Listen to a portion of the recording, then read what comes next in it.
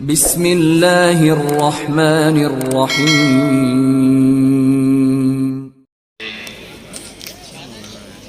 ونعوذ بالله من شرور أنفسنا ومن سيئات أعمالنا من يهد الله فلا مضل له ومن يضلل فلا هادي له ونشهد أن لا إله إلا الله وحده لا شريك له ونشهد أن سيدنا ونبينا ومولانا محمدا عبده ورسوله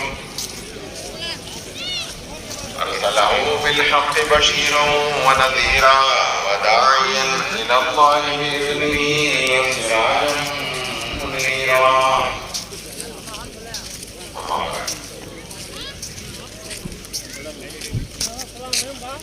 میرے بھائیوں دوستوں عزیزوں اور بزرگوں، دنیا کو اللہ رب العزت نے ذمہ داریوں کے پورا کرنے کی جگہ بنایا ہے. انسان اپنی نادانی سے یا اپنی غفلت جہالت سے یہ سمجھتا ہے کہ دنیا خواہشات کے پورا کرنے کی جگہ ہے.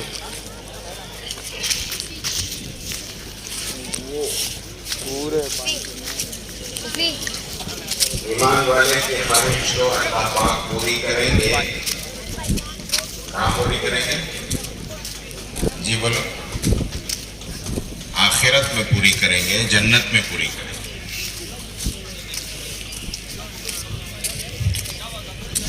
یہاں نہ کسی کی خواہش پوری ہوئی ہے نہ کسی کی پوری ہو سکتی ہے، اس لیے کہ اللہ رب العزت نے دنیا کو خواہشات کے پورا کرنے کی جگہ ہی نہیں بنائی ہے، تو کس کی پوری ہوگی؟ کسی کی نہیں پوری ہوگی.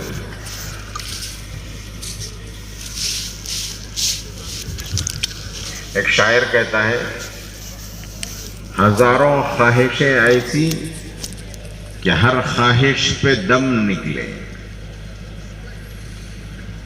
کتنی خواہشیں؟ ہزار نہیں، ہزاروں خواہشیں ایسی کہ ہر خواہش پہ کتنے دمہ دیا ہے اللہ؟ ایک ہی تو دیا ہے. تو ایک خواہش پہ دم نکل گیا تو کیا بچا اس کا؟ ایسی ہزاروں خواہشیں آدمی کی ہوتی ہیں لیکن پوری کسی کی نہیں ہوتی. اس کی مثال ایسی ہے، سمندر کے کنارے جا کر کھڑے ہو جاؤ تو سمندر میں لہریں چلتی ہیں، موجیں. ایک لہر آئی تو وہ ساحل کو پہنچنے سے پہلے دوسری اس کا پیچھا کرتی ہے. ایک موج پہنچی نہیں، دوسری موج اس کا پیچھا کرتی ہے. دوسری پہنچی نہیں، تیسرا اس کا پیچھا کرتی ہے. یہ موجوں کا سلسلہ برابر جاری ہے، آج تک ختم نہیں ہوا.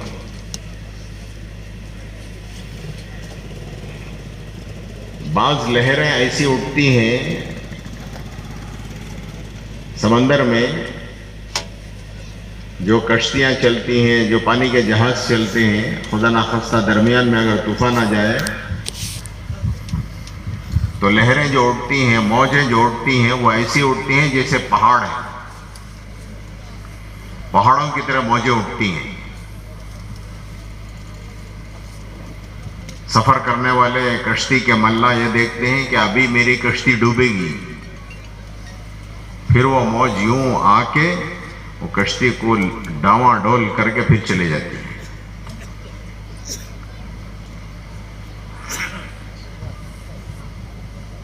ساحل پر موجیں ایسی چلتی ہیں، ایک کے پیچھے ایک، ایک کے پیچھے ایک، کبھی ختم نہیں ہوتی، برابر چلتی رہتی ہیں.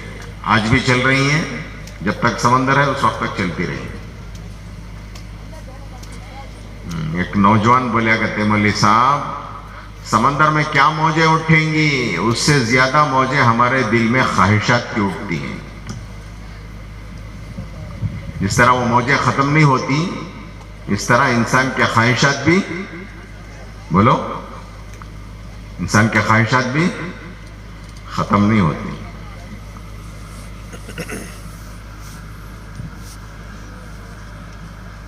اللہ رب العزت نے دنیا میں ہمیں خواہشات کے پورا کرنے کے لیے نہیں بھیجا ہے، بلکہ ذمہ داریوں کے پورا کرنے کے لیے بھیجا ہے. ہر مسلمان کی 3 ذمہ داریاں ہیں،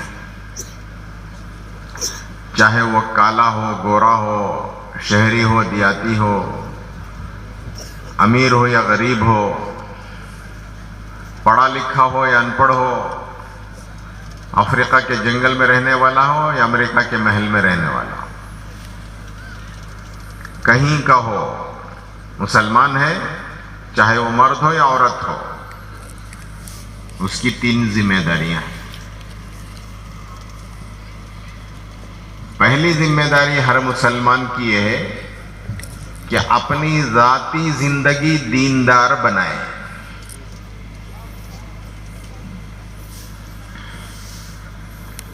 کیوں؟ اس لیے کہ اللہ رب العزت نے ہر انسان کے دنیا اور آخرت کی کامیابی کا دار و مدار دین بنایا ہے. جس کی زندگی میں جس درجے کا دین ہوگا، اسی درجے اللہ پاک اس کو دنیا اور آخرت میں کامیاب کریں گے، اور جس کی زندگی میں جس درجے کی بے دینی ہوگی، اسی کے بقدر اللہ پاک اس کو ناکام اور برباد کریں گے دنیا اور آخرت میں. یہ اللہ تعالیٰ کا ضابطہ ہے اور یہ اللہ تعالیٰ کا قانون ہے. جب سے دنیا بنی ہے اس وقت سے آج تک اور قیامت تک یہی دستور اللہ کا رہے گا، یہی قانون رہے گا. تو کامیابی اور ناکامی کا دار و مدار وہ دین ہے، اور دین کے حاصل کرنے کا جو زمانہ اللہ پاک نے دیا ہے وہ موت تک کا زمانہ ہے. اور بغیر محنت کے زندگی میں دین نہیں آتا. اور موت کب آئے گی کسی کو معلوم ہے؟ کب، کہاں، کس وقت، کیسے آئے گی کسی کو اس کا علم نہیں دیا گیا. لیکن ہر مسلمان موت سے پہلے محنت کر کے اپنی زندگی میں مکمل دین زندہ کرے، یہ ہر مسلمان کی ذمہ داری ہے.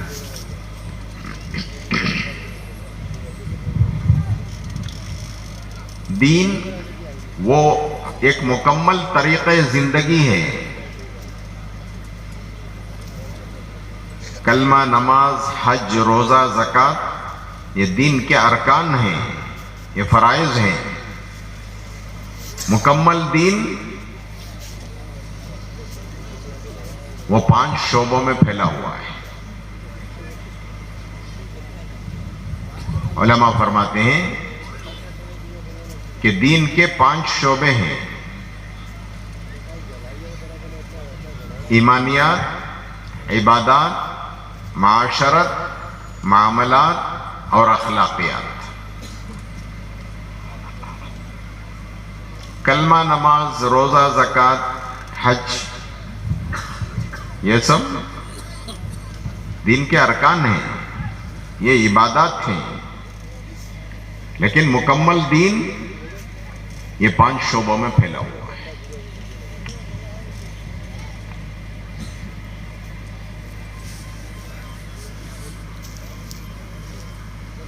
ہم نے جو دین سمجھا ہے وہ عبادات کے لائن کے دین کو مکمل دین سمجھا ہے. یہ ہماری کم فہمی ہے.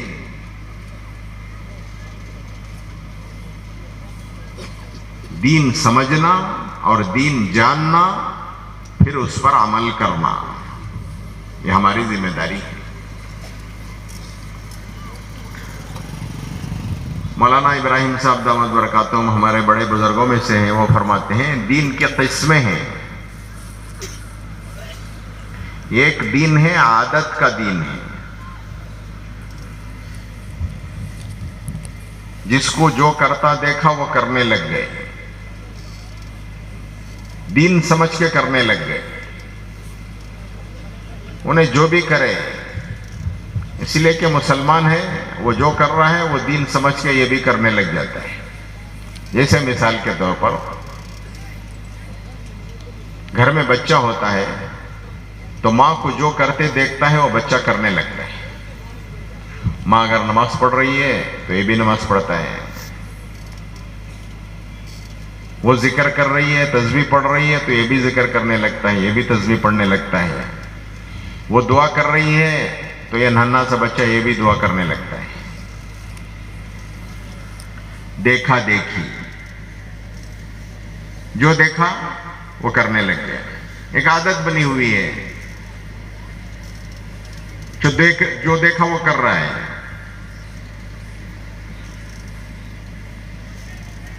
فرماتے ہیں کہ یہ دین استحکام کا نہیں ہے، اس میں کوئی حقیقت نہیں ہے، پھسپھسا ہے، بغیر حقیقت کے یہ دین ہے. جو دیکھا وہ کرنے لگ گئے، عادت بنی ہوئی ہے. ایک قسم یہ ہے. اور دوسری قسم ماحول کا دین ہے.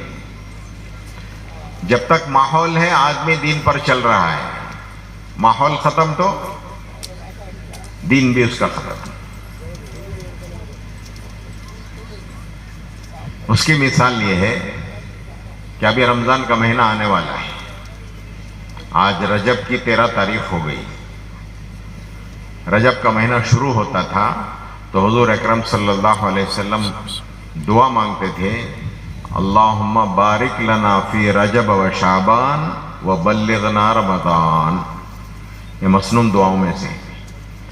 رجب کا چاند جب نظر آتا تھا حضور صلی اللہ علیہ وسلم اس دعا کا اہتمام فرماتے تھے، اے اللہ رجب اور شعبان میں برکت عطا فرما اور ہمیں رمضان تک پہنچا دے. یہ اہتمام حضور صلی اللہ علیہ وسلم کا رجب سے ہی شروع ہو جاتا ہے. تو ابھی رمضان آنے والا ہے، ایک مہینہ درمیان میں، 1.5 مہینہ رہ گیا ہے. رمضان کا جیسے چاند نظر آئے ایسا ماحول دین کا قائم ہو جاتا ہے کہ نماز پڑھنے والے تو پڑھتے ہی ہیں، جو نماز نہیں پڑھتے وہ بھی نماز پڑھنے لگ جاتے ہیں، جو روزہ نہیں رکھتے وہ بھی روزہ رکھتے ہیں، زکوٰۃ بھی اسی مہینے میں بعض لوگ ادا کرتے ہیں، صدقہ خیرات بھی خوب دیتے ہیں.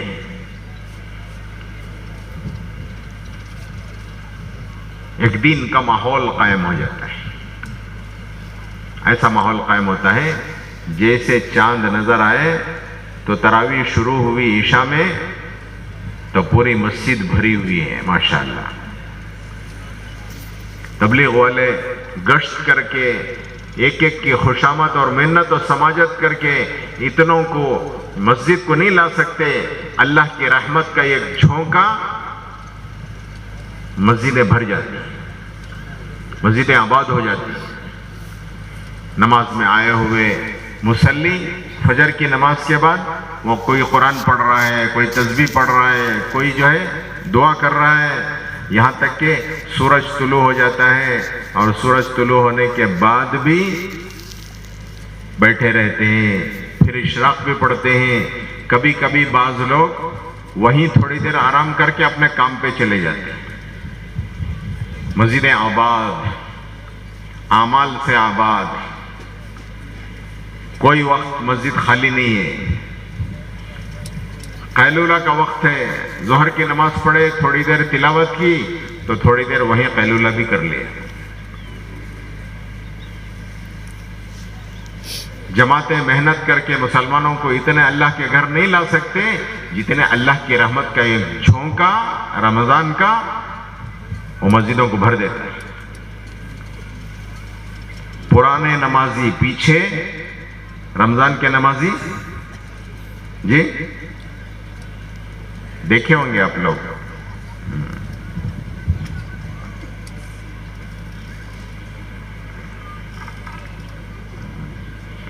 اور رمضان میں مفت کے مفتیاں بہت ہو جاتے کہتے ہیں. کوئی پوچھے بغیر فتوے دیتے رہتے. یہ کیوں جی ایسا کرے سو, یہ کیوں جی ایسا کرے سو. بہرحال ایک ماحول ایسا قائم ہو جاتا ہے کہ جس کی وجہ سے مسجدیں آباد ہو جاتی ہیں اور محلوں میں دینداری عام ہو جاتی ہے. کوئی بے نمازی نہیں ملتا, کوئی بے روزے دار نہیں ملتا. ایک ماحول قائم ہو گیا. گھروں میں ایسا ماحول قائم ہو جاتا ہے کہ گھروں میں بچے جن پر روزہ فرض نہیں ہے, ابھی وہ بچے ہیں, وہ کہتے ہیں امی جان میں بھی روزہ رکھتی ہوں, میں بھی روزہ رکھتا ہوں. ماں سمجھاتی ہے بچوں کو, بیٹا تم پر روزہ فرض نہیں ہے, روزہ وہ بڑوں پر ہے, بالغ لوگوں پر ہے, تم تو ابھی بچے ہو. لیکن بچے بعض مرتبہ اس ماحول سے متاثر ہو کر ضد کرتے ہیں, امی سحری کو اٹھانا میں روزہ رکھوں گا, سحری کو اٹھانا میں روزہ رکھوں گی. بچے بچیاں کہتی ہیں. بعض مرتبہ بچے ضد کرتے ہیں, اگر سحری کو نہیں اٹھائے تو بولو, ہمیں سب بولیں سچ, سحری کو نہیں اٹھائے تو سحری کے بغیر ہی میں روزہ رہ جاتی ہوں. ماں کو سمجھانا پڑتا ہے, بچہ ہے ابھی روزہ اس پر فرض نہیں ہے, چلو بیٹا آدھا روزہ رکھ لو, ظہر تک روزہ رکھ لو. اس طرح سمجھا بجھا کے ان کو سنبھالنا پڑتا ہے, بچوں تک اس کا اثر ہو جاتا ہے.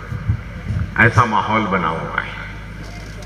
وہ ماحول کا اثر ایسا ہے کہ بچے اس ماحول سے متاثر ہو کر دین پر چلنا چاہتے ہیں.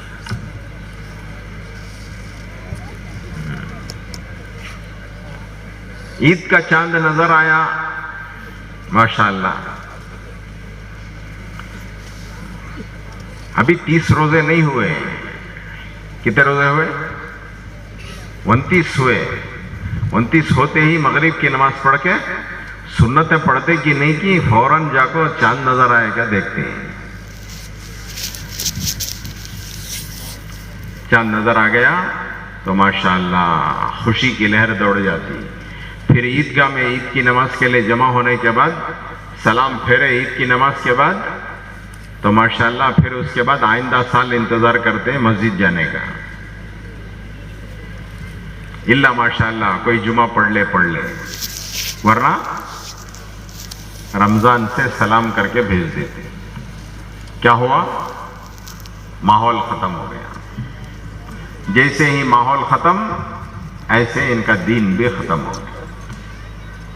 شوال کے روزے, رمضان کے 29-30 روزے تو رکھ لیے, شوال کے روزے, جس شوال کے 6 روزے کے بارے میں حضور صلی اللہ علیہ وسلم نے ارشاد فرمایا, جس کا مفہوم ہے کہ جو رمضان کے روزوں کے ساتھ 6 روزے شوال کے رکھ لے تو پورا سال روزہ رکھنے کا اللہ پاک اس کو ثواب دیتے ہیں.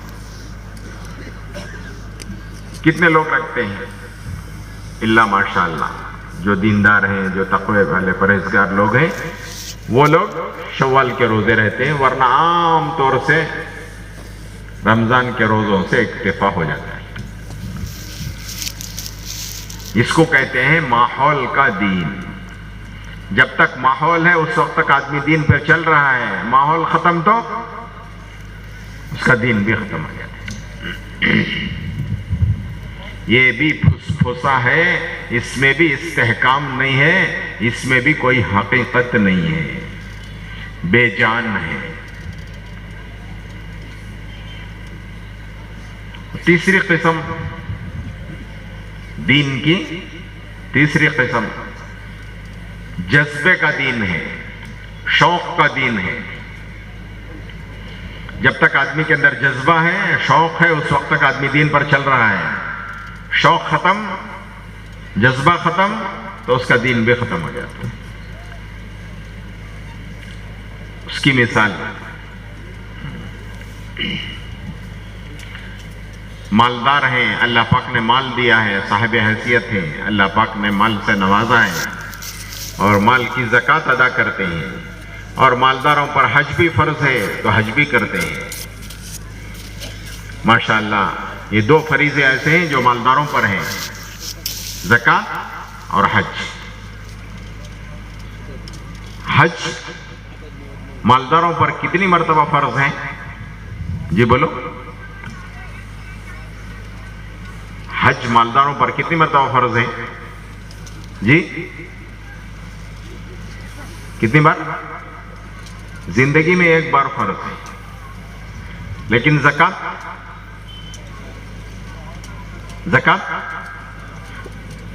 ہر سال فرض ہے، ہر طرح کے مال پر فرض ہے، لیکن جذبہ کیا بنا ہوا ہے؟ جذبہ یہ بنا ہوا ہے کہ مجھے ہر سال حج کرنا ہے، ہر سال عمرے میں جانا ہے۔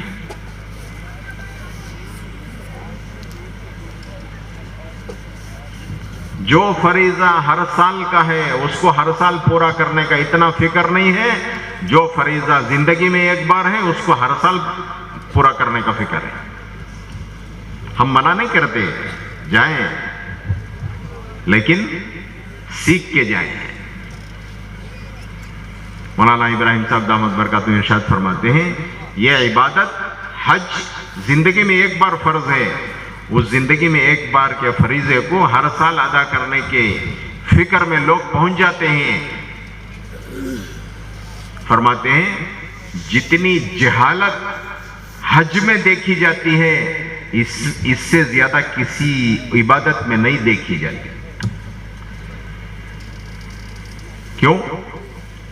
میں نے شروع میں عرض کیا نا، دیکھا دیکھی بالکل ایسے ہی حج میں ہوتا ہے۔ سیکھے ہوئے نہیں ہوتے ہیں، اللہ پاک نے مال دے دیا ہے، ایک جذبہ بنا ہوا ہے، شوق ہے، حج کرنا ہے، اور ٹکٹ لے لیا اور پہنچ گئے۔ کیا دیکھ رہے ہیں؟ لوگوں کو کیا کرتا ہے وہ دیکھتے ہیں، وہی کرنے لگتے ہیں۔ دیکھا دیکھی، اس کے بعد کیا بولتے نا، کیا وہ چولہا پھوکی۔ اس زمانے میں چولہے جو ہے وہ لکڑیوں سے آگ جلا کے چولہا جلاتے تھے۔ اب وہ چولہا جلانے کے لیے اسے پھونکنی ہوتی، اس سے پھونک کر آگ جلاتے، اس کے بعد وہ چولہا جلتا۔ تو اس کو بڈھیاں بولتے تھے، کہتے دیکھا دیکھی چولہا پھوکی۔ دیکھا دیکھی چولہا پھوکی، ایسا حج سیکھے ہوئے نہیں ہیں، لیکن جذبہ یہ ہے کہ مجھے ہر سال حج کرنا ہے۔ اب آ جاتے ہیں، کچھ پتہ نہیں چلتا کہ کیا کرنا ہے۔ نمازوں کا بھی اہتمام نہیں رہتا ہے، ہوٹلوں میں کمروں میں پڑے رہتے ہیں، نمازیں ہو رہی ہیں وہاں پر، جا کر کیا کرنا ہے کچھ پتہ نہیں۔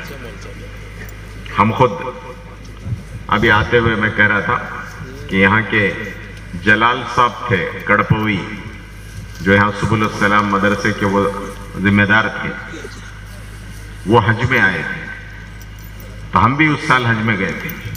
تو اس سال ہم نے دیکھا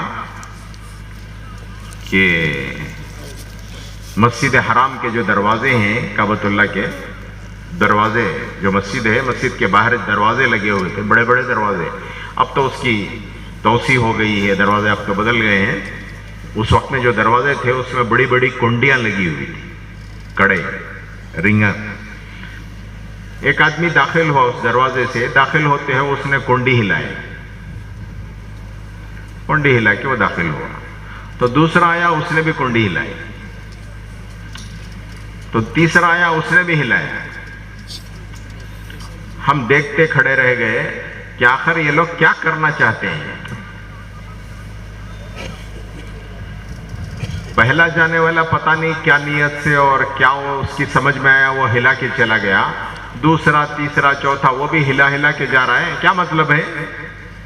وہ بھی دین سمجھ کے کر رہا ہے، یہ بھی کچھ ہوگا، یہ بھی کچھ عمل ہوگا، اس طرح وہ کنڈی ہلا کے اندر جا رہا ہے۔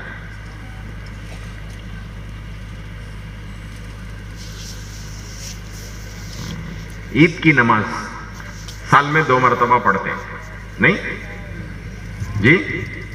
عید الفطر اور عید الاضحیٰ سال میں 2 مرتبہ پڑھنے کا موقع ہوتا ہے. اب سال میں 2 مرتبہ پڑھنے کی جو نماز ہے وہ نماز کیسے پڑھنا؟ امام صاحب نماز شروع کرنے سے پہلے 2 مرتبہ طریقہ بولتے ہیں، کم سے کم 1 مرتبہ تو بولتے ہی ہیں. 2 رکعت واجب نماز 6 زائد تکبیروں کے ساتھ پڑھتا ہوں واسطے اللہ کے، منہ طرف کعبہ قبل، سب پورا طریقہ بتاتے ہیں. پورا طریقہ بتانے کے بعد نماز جب شروع ہوتی ہے تو نماز پڑھنے والا کیسا پڑھتے ہیں ذرا بولو؟ پرواہ نہیں، کیا بھی شرم کی بات نہیں ہے. اللہ اکبر کہہ کے ہاتھ باندھتے گی، ہاتھ چھوڑتے گی، ذرا ادھر ادھر دیکھ کو تکبیر بولتے ہیں. یہ دیکھا دیکھی ہے.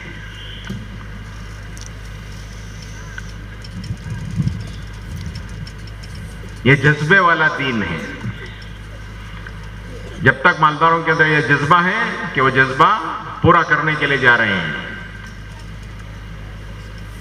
فرماتے ہیں جو فریضہ ہر سال فرض ہے زکوٰۃ، وہ ادا کرنے کا اتنا فکر نہیں ہے مالداروں کو.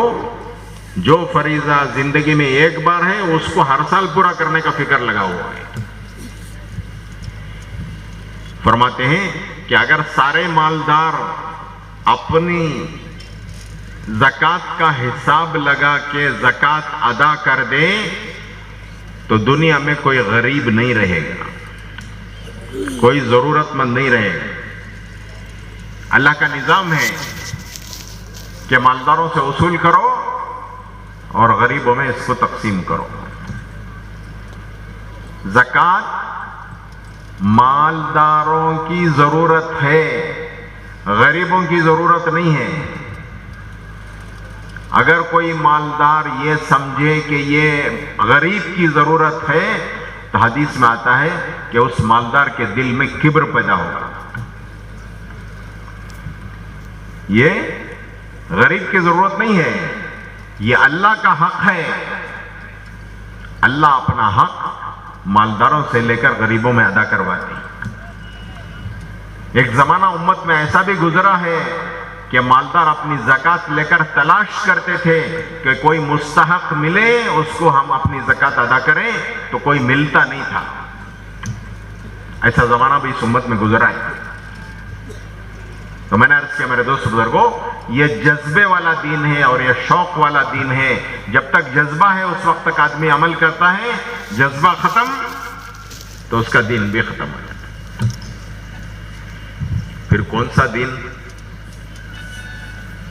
یہ سب تمہیں جیتے گنا ہے نا، یہ سب اس کا کوئی استحکام نہیں ہے، اس کی کوئی حقیقت نہیں ہے، اس میں کوئی جان نہیں ہے. پھر حقیقت والا دین کیا ہے؟ مستحکم دین کیا ہے؟ حقیقت والا دین کیا ہے؟ وہ کہتے ہیں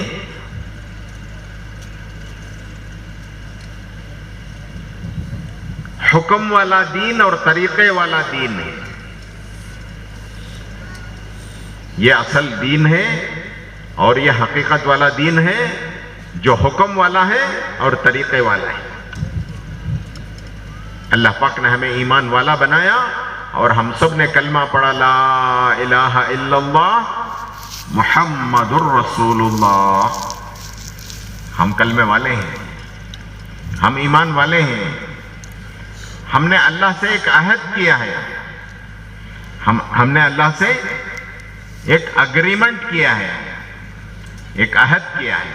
کیا عہد ہے؟ اے اللہ ہم تیرے بندے ہیں، ہم تیرا حکم دیکھیں گے.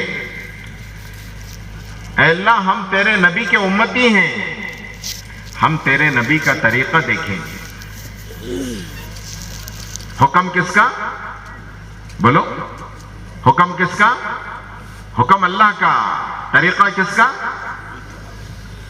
رسول اللہ صلی اللہ علیہ وسلم کا. ہم نے یہ اقرار کیا ہے، ہم نے یہ عہد اللہ سے کیا ہے. ہر ایمان والا، ہر اللہ کا بندہ وہ اللہ سے عہد کیا ہوا ہے. ایمان والوں کا یہ عہد کلمے کے ذریعے سے ہے کہ میں تیرا بندہ ہوں تو تیرا حکم دیکھوں گا، میں تیرے نبی کا امتی ہوں، میں طریقہ دیکھوں گا رسول اللہ صلی اللہ علیہ وسلم کا. میں اپنی مرضی کا مالک نہیں ہوں، جو دل میں آیا وہ کرے، جو من میں آیا وہ کرے، جو جی میں آیا وہ کرے. نہیں، میں نفس کا بندہ نہیں ہوں، میں خواہش کا بندہ نہیں ہوں، میں زمانے کا بندہ نہیں ہوں، میں حالات کا بندہ بھی نہیں ہوں. ہم کس کے بندے؟ بولو بھائی، ہم کس کے بندے؟ ہم اللہ کے بندے ہیں. ہم حکم دیکھیں گے اللہ کا، ہم امتی ہیں رسول اللہ صلی اللہ علیہ وسلم کے، ہم طریقہ دیکھیں گے رسول اللہ صلی اللہ علیہ وسلم کا.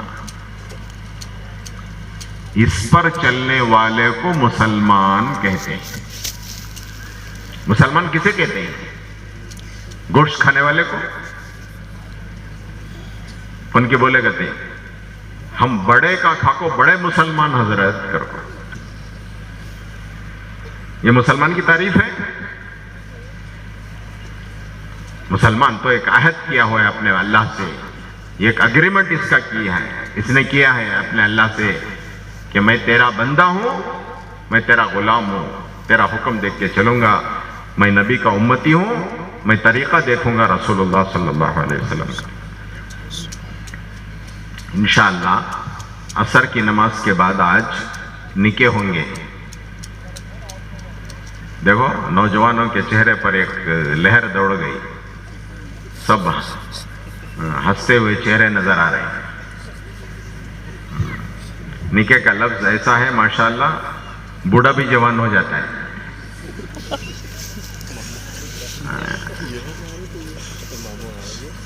کل مشورے میں کہہ رہے تھے 40 سے زیادہ نکاح ہیں ماشاءاللہ. اللہ برکت نصیب فرمائے. کسی کا ارادہ ہے تو لکھا دو، انشاءاللہ عصر میں نکاح پڑھا دیں گے.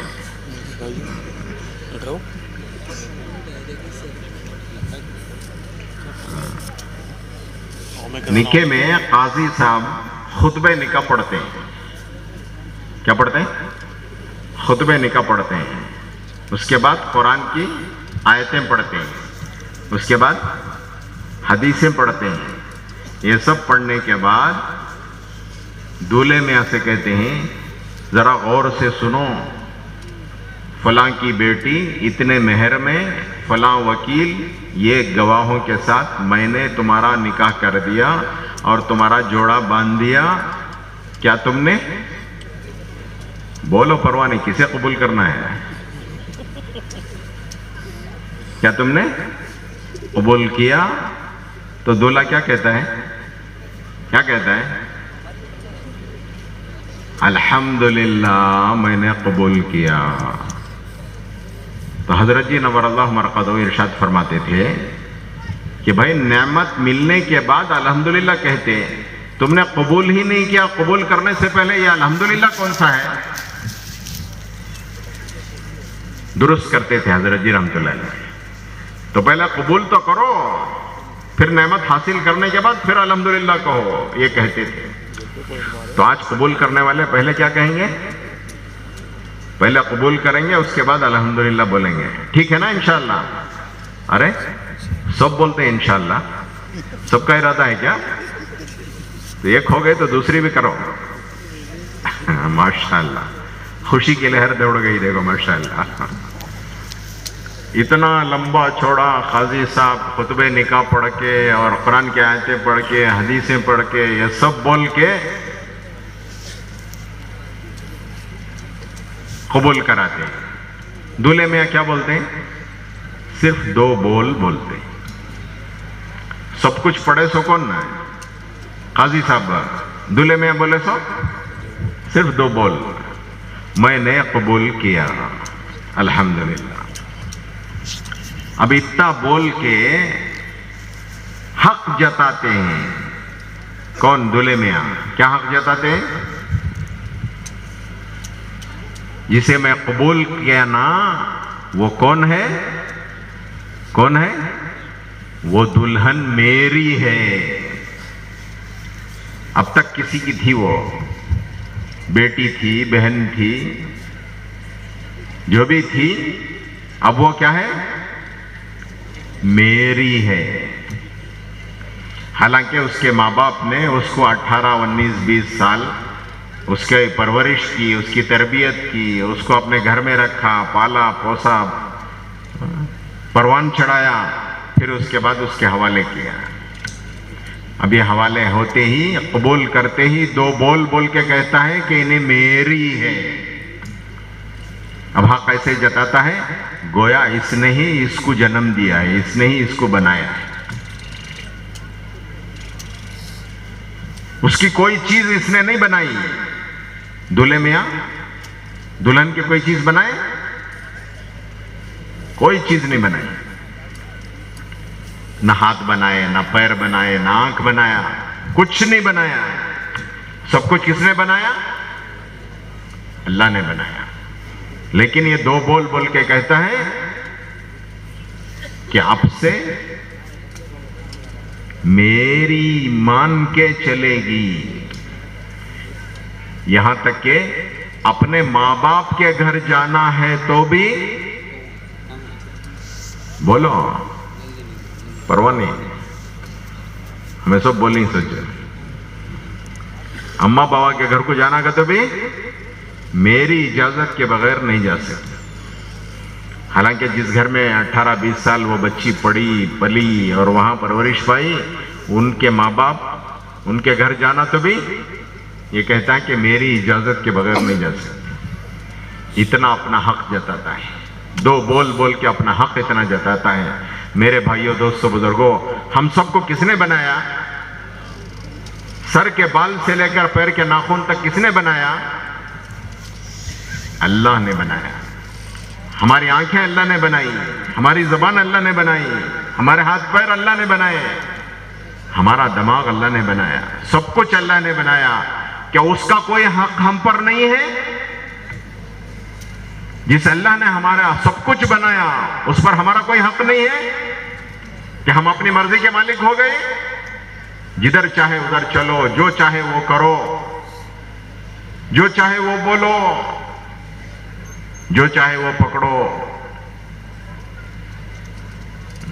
ہمارے قاری ظہیر صاحب رحمۃ اللہ علیہ تھے، وہ فرماتے تھے کہ حضور کے زمانے کے کافر و مشرکوں کو اگر یہ معلوم ہو جاتا، حضور کے زمانے کے کافر و مشرکین کو اگر یہ معلوم ہو جاتا تھا، اگر یہ معلوم ہو جاتا کہ اس زمانے میں جو کلمہ پڑھے اس کا کیا حال ہے، کلمہ پڑھو جو چاہے کرو.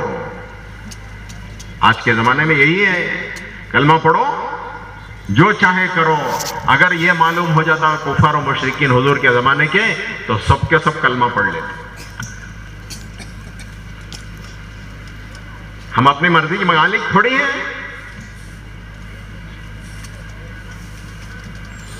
سب کچھ اللہ پاک نے ہمارا بنایا.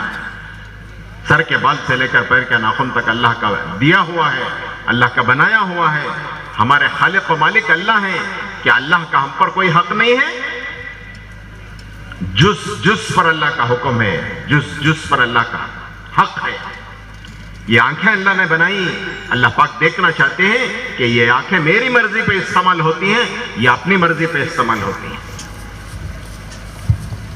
یہ زبان اللہ نے بنائی. اللہ پاک یہ دیکھنا چاہتے ہیں یہ زبان میرا ذکر کرتی ہے یا کسی کو گالی دیتی ہے. یہ ہاتھ اللہ پاک نے بنائے. یہ ہاتھوں کے ذریعے سے لوگوں کی وہ خیرخواہ کرتا ہے، لوگوں کی ہمدردی کرتا ہے، لوگوں کے کام آتا ہے، یا لوگوں کو مار پیٹ کرتا ہے، یا لوگوں پہ ظلم کرتا ہے. اللہ پاک دیکھنا چاہتے ہیں. جز پر اللہ کا حق ہے، ہر عضو پر اللہ کا حق ہے. میرے بھائی دوستو بزرگوں، جس کی مانے اس کا بندہ. ہم کس کی مانیں گے؟ ہم کس کی مانیں گے؟ اللہ کی مانیں گے. نفس کی نہیں مانیں گے، خواہش کی نہیں مانیں گے، دنیا کی نہیں مانیں گے، حالات کی نہیں مانیں گے، زمانے کی نہیں مانیں گے. جس کی مانے اس کا بندہ. نفس کی مانے تو نفس کا بندہ، خواہش کی مانے تو خواہش کا بندہ، زمانے کی مانے تو زمانے کا بندہ، حالات کی مانے تو حالات کا بندہ، دنیا کی مانے تو دنیا کا بندہ، جورو کی مانے تو میں نہیں بولتا، انسلٹ ہو جاتا. ہم کس کے بندے؟ ہم اللہ کے بندے ہیں. ہم حکم دیکھیں گے اللہ کا اور طریقہ دیکھیں گے رسول اللہ صلی اللہ علیہ وسلم کا. اس پر چلنے والے کو جو مسلمان کہتے ہیں، یہی تقاضا ہے کلمے کا اور یہی تقاضا ہے ایمان والے کا کہ ہم اپنی مرضی کے مالک نہیں ہیں، ہم اپنے نفس کے مالک نہیں ہیں، ہم اپنے خواہش کے بندے نہیں ہیں. ہم بندے ہیں اللہ کے. ہم طریقہ دیکھیں گے رسول اللہ صلی اللہ علیہ وسلم کا، حکم دیکھیں گے اللہ کا. اس کو اللہ پاک نے روزانہ مسلمان کو 5 مرتبہ اپنے گھر بلا کر، مسجد کو بلا کر نماز کے ذریعے سے مسلمان کو اللہ پاک نے ٹریننگ دی ہے. کیسی ٹریننگ دی ہے؟ جسم کے ہر عضو کا استعمال اللہ پاک نے نماز میں سکھایا ہے. کیسے سکھایا ہے؟ جیسے اللہ اکبر کہہ کے آدمی نماز میں داخل ہو گیا، تکبیر تحریمہ کہتے ہیں. پہلی تکبیر جو نماز میں داخل ہونے کی تکبیر ہے اسے کیا کہتے ہیں؟ تکبیر تحریمہ کہتے ہیں. حرام کر دینے والی تکبیر. کیا حرام کر دیا؟ جو نماز کے باہر حلال تھا، اب وہ نماز میں داخل ہونے کے بعد وہ چیزیں حرام ہو گئیں. کیسے؟ نماز کے باہر سلام کرنا جائز تھا، کیوں میں سلام نہیں کر سکتے؟ نماز میں داخل ہو کر سلام نہیں کر سکتے. کیا ہوا؟ جو نماز کے باہر جائز تھا اب نماز میں اب وہ ناجائز ہو گیا. اسی طرح ہر چیز آپ دیکھ لیں. آنکھ تمہاری ضرور ہے لیکن دیکھیں گے تمہاری اپنی مرضی سے نہیں، اللہ کے حکم پہ دیکھیں گے. قیام کے حالت میں سجدے کی جگہ دیکھیں گے، رکوع میں پیروں کی طرف نگاہ رکھیں گے، سجدے میں ناک کی طرف نگاہ ہوگی. جب بیٹھیں گے تشہد میں قاعدے میں بیٹھیں گے تو گود میں نگاہ ہوگی. اپنی مرضی سے دیکھنے سے. زبان اپنی مرضی سے استعمال نہیں کر سکتے. میں سجدے میں جا کے قرآن پڑھتا ہوں اس لیے کہ سجدے میں اللہ کے قریب ہوتا ہے بندہ، تو اس لیے میں اللہ کا کلام پڑھتا ہوں. نماز ہو جائے گی اس کی؟ بولو بھائی، نماز ہو جائے گی؟ قیام میں قرآن پڑھنے کی اجازت ہے، زبان کا استعمال اللہ پاک نے سکھایا. سجدے میں جا کر تسبیح پڑھو، رکوع میں جاؤ تو سبحان ربی العظیم پڑھو، سجدے میں جاؤ تو سبحان ربی الاعلیٰ پڑھو. وہاں قرآن نہیں پڑھ سکتے، حالانکہ اللہ کا کلام ہے، سجدے میں ہے، وہاں نہیں پڑھ سکتے. زبان کو اللہ پاک نے سکھایا، کہاں کیسے استعمال کرنا ہے، کہاں کیا بولنا ہے. اللہ پاک نے زبان کو کنٹرول کیا ہے. زبان میری ضرور ہے، اپنی مرضی سے استعمال نہیں ہو سکتی. اسی طرح ہاتھ پیر اپنی مرضی سے چل نہیں سکتے. نماز میں چل سکتا ہے اپنی مرضی سے؟ نماز میں اللہ اکبر کہتے ہوئے ہاتھ اتنے اوپر اٹھا سکتا ہے؟ نہیں اٹھا سکتا. ہاتھوں کا استعمال، پیروں کا استعمال، زبان کا استعمال، آنکھوں کا استعمال، یہاں تک کہ دماغ تک کا استعمال اللہ پاک نے نماز میں سکھایا. اور ایسا سکھایا اللہ کے علاوہ کسی کو مت سوچو.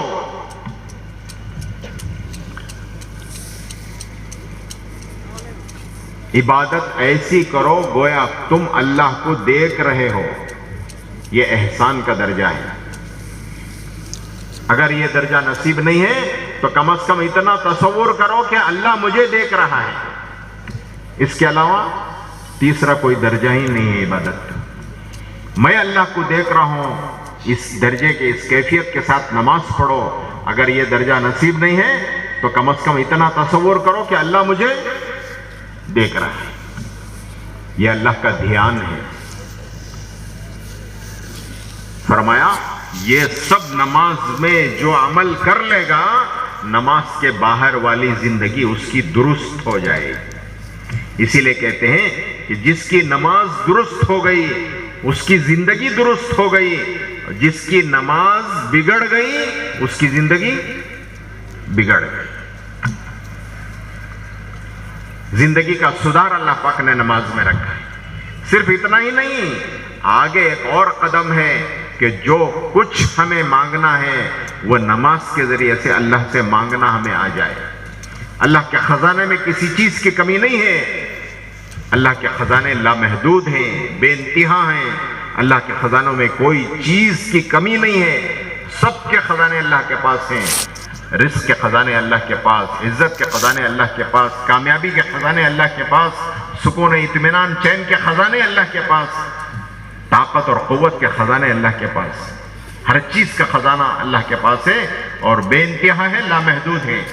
ہمیں جو ضرورت ہے وہ نماز کے ذریعے سے 2 رکعت پڑھ کے اللہ سے مانگیں گے, اللہ ضرورتوں کو پوری کر دیں گے, بشرطے کہ نماز بھی اس درجے کی ہو. اس کے لیے کہتے ہیں کہ اپنی نماز کو سیکھنا پڑے گا. نماز کے ظاہر کو بھی بنانا پڑے گا, نماز کے باطن کو بھی بنانا پڑے گا. نماز کے اندر جو چیزیں پڑھی جاتی ہیں اسے بھی درست کرنا پڑے گا. ابھی تھوڑی دیر پہلے ماشاءاللہ ہمارے حلقے لگے تھے, قرآن کی اور تجوید کے حلقے لگے تھے. اس میں ہم نے بیٹھ کر قرآن سیکھا, تجوید صحیح کی, مخارج سیکھے کہ قرآن کیسے پڑھا جاتا ہے. اگر قرآن صحیح پڑھا تو نماز درست ہوگی, نماز درست ہوگی تو اللہ پاک اپنا وعدہ پورا کریں گے. جو ضرورت ہے وہ ضرورت 2 رکعت نماز پڑھ کے بندہ اپنے اللہ سے پوری کر لے گا. آج ہماری ضرورتیں کیوں پوری نہیں ہوتی؟ اس لیے کہ نماز میں نقص ہے, نماز میں کمی ہے. وہ نماز کو درست کرنا ہے حلقوں میں بیٹھ کر کے. قرآن درست ہو, نماز درست ہو, تاکہ ہماری نماز اللہ کے ہاں قبول ہو اور اللہ اپنا وعدہ پورا کرے. تو میں نے عرض کیا میرے دوست بزرگوں, روزانہ 5 مرتبہ مسلمان کو اللہ پاک اپنے گھر بلا کر نماز کے ذریعے سے زندگی کی ٹریننگ دے رہے ہیں کہ تم اپنے آنکھوں کا استعمال ایسے کرو, اپنے پیروں کا استعمال ایسے کرو, اپنی زبان کا استعمال ایسے کرو. وہ مت دیکھو جو اللہ اس کے رسول کو ناراض کرنے والا عمل ہے, وہ چیز مت دیکھو. وہ بول مت بولو جو اللہ اس کے رسول صلی اللہ علیہ وسلم کو ناراض کرنے والا ہے. نماز کے ذریعے سے اللہ پاک نے ٹریننگ دی. جس کی نماز درست ہو گئی اس کی زندگی درست ہو گئی, جس کی نماز بگڑ گئی اس کی زندگی بگڑ گئی. اس کے لیے اللہ پاک نے ٹریننگ دی ہے حکم والے دین پر آنے کو اور طریقے والے دین پر آنے کو. جس طرح نماز میں اللہ کے حکم کے ہم پابند ہیں اور اللہ کے نبی صلی اللہ علیہ وسلم کے طریقے کے ہم پابند ہیں, اس طرح باہر والی زندگی میں بھی ہم اللہ کے حکم کے پابند ہیں اور نبی پاک صلی اللہ علیہ وسلم کے طریقے کے پابند ہیں.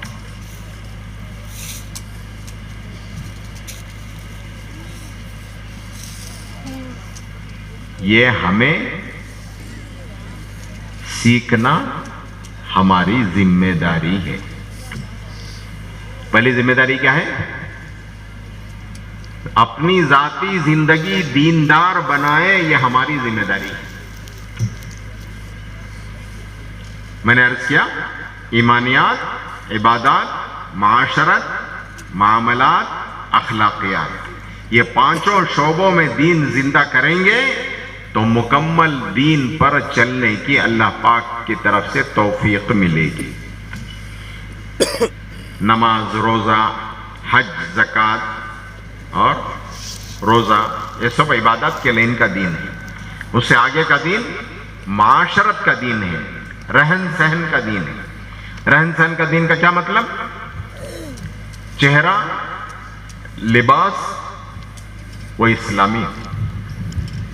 چہرے سے پتہ چلے کہ مسلمان ہے, لباس سے پتہ چلے کہ مسلمان ہے.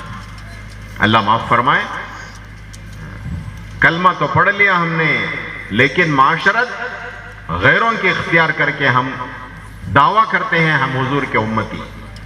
یہ کیسا دعویٰ ہے؟ نہ حضور کا چہرہ اپنا چہرہ بنانے کے لیے تیار, نہ حضور کے لباس اپنا لباس بنانے کے لیے تیار, اور دعویٰ کر رہے ہیں کہ حضور کا امتی ہونے کے. فین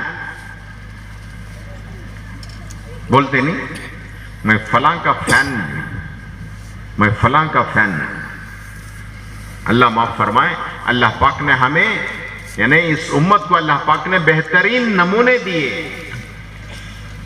سب سے بڑا نمونہ تو حضور صلی اللہ علیہ وسلم ہے. حضور سے بڑھ کر کوئی نمونہ نہیں ہے اس امت کے لیے. پھر صحابہ کو اللہ پاک نے حضور صلی اللہ علیہ وسلم کے واسطے سے نمونے دیے. پوری امت کے لیے صحابہ نمونہ ہے.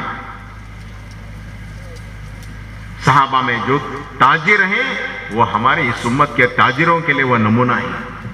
صحابہ میں جو نوجوان ہیں وہ نوجوانوں کے لیے، ہماری اس امت کے نوجوانوں کے لیے صحابہ کے نوجوان وہ نمونہ ہیں. صحابہ کے جو بچے ہیں وہ بچے ہمارے بچوں کے لیے نمونہ ہیں.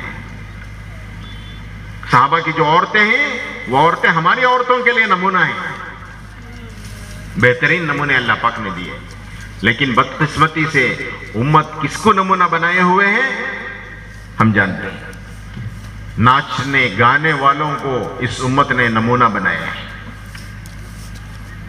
جو اللہ کے دین کے دشمن ہیں ان لوگوں کو اس امت نے نمونہ بنایا ہے. پھر کامیابی کہاں سے ملے گی؟ جس طرح جماعت کی نماز ہے، جماعت کی نماز میں ایک امام کے پیچھے پورے مصلی اتباع کرتے ہیں. کیوں بھائی کرتے نہیں کرتے؟ اب انشاءاللہ ظہر کی نماز ہوگی تھوڑی دیر بعد. پچھلی بھی نمازیں جو ہوئی اپنی اپنی مسجدوں میں جو نمازیں ہوتی ہیں وہ جماعت کے ساتھ نماز ہوتی ہے. ایک امام کے پیچھے پورا مجمع ہوتا ہے. امام جو کرے وہ سب پورے مصلی کرتے ہیں. لیکن امام عمل کرنے کے بعد مصلی عمل کرتے ہیں. امام اللہ اکبر کہے تو بعد میں مصلی اللہ اکبر کہتے ہیں. امام رکوع میں جائے تو مصلی امام کے رکوع میں جانے کے بعد مصلی رکوع میں جاتے ہیں. امام سجدے میں جائے تو مصلی امام کے سجدے میں جانے کے بعد سجدے میں جاتے ہیں. کیوں بھائی؟ یہی طریقہ ہے نا، یہی طریقہ ہے نا. حدیث میں آتا ہے کہ اگر کوئی مصلی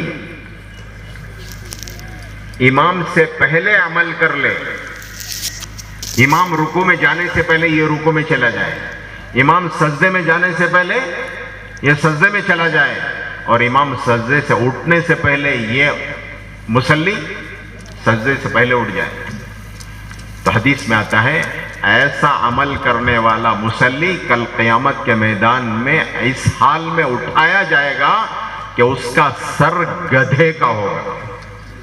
کیا ہوگا؟ اس کا سر گدھے کا ہوگا. گدھا جو ہے وہ بے وقوفی میں مشہور ہے. کیوں بھائی؟ گدھا حماقت اور بے وقوفی میں مشہور ہے. کل قیامت کے میدان میں اس کا سر گدھے کا ہونے کا مطلب یہ ہے کہ یہ بے وقوف اور احمق ہے کہ امام سے پہلے یہ عمل کر رہا ہے. میرے بھائیوں، دوستوں، عزیزوں، بزرگوں، امام سے پہلے عمل کرنے پر نماز میں کل قیامت کے میدان میں اس کا سر گدھے کی طرح ہوگا. اس حال میں وہ اٹھایا جائے گا. تو ہم نماز کے باہر کس کے پیچھے چل رہے ہیں؟ ناچنے گانے والوں کے پیچھے اگر ہم چل رہے ہیں تو ہمارا حشر کیا ہوگا؟ اللہ حفاظت فرمائے. ہمیں سمجھنے کی بات ہے.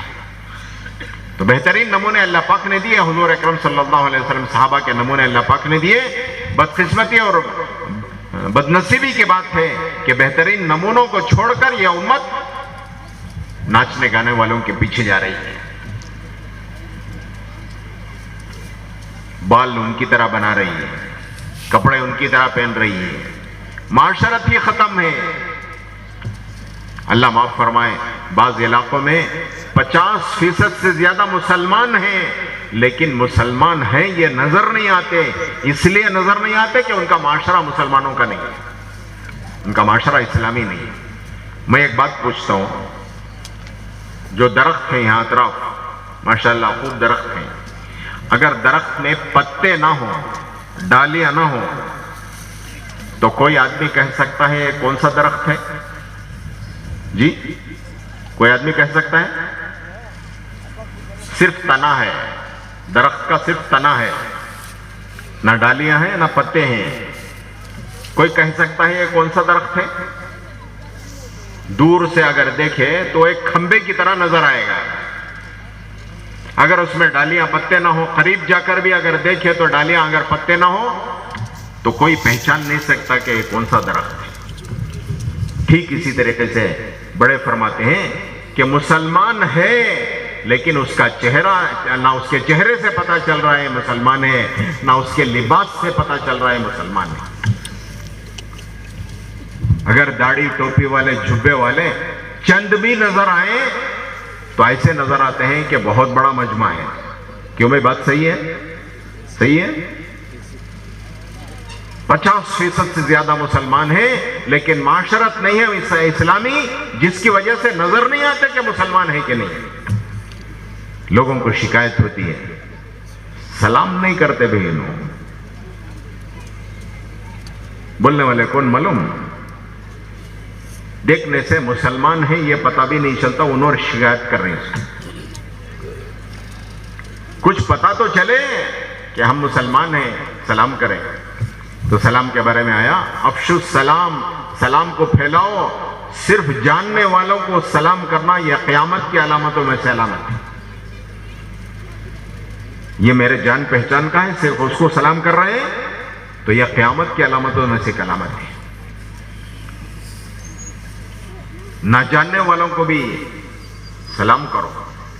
یہاں تک کہ حضور صلی اللہ علیہ وسلم کی تعلیم یہ ہے کہ حضرت انس فرماتے ہیں رضی اللہ تعالیٰ عنہ، جو حضور صلی اللہ علیہ وسلم کے خادم رہے، 10 سال حضور کے خادم رہے، حضرت انس رضی اللہ تعالیٰ عنہ فرماتے ہیں کہ میں چاہتا تھا کہ میں پہل کروں سلام کرنے میں، لیکن پورے 10 سال میں ایک موقع بھی ایسا نہیں ملا کہ میں حضور کو سلام کرتا، حضور اس سے پہلے مجھے سلام کر دیتے۔ یہ معاشرہ ہے، حضور صلی اللہ علیہ وسلم نے سکھایا ہے۔ افشو السلام، سلام کو پھیلاؤ، جاننے والوں کو بھی سلام کرو، نہ جاننے والوں کو بھی سلام کرو۔ سلامتی کی دعا ہے۔ سیل الارحام، صلہ رحمی کرو، لوگوں کے ساتھ اچھا برتاؤ کرو۔ اطعموا الطعام، لوگوں کو کھانا کھلاؤ۔ کھانا کھلانا یہ اللہ کی صفت ہے۔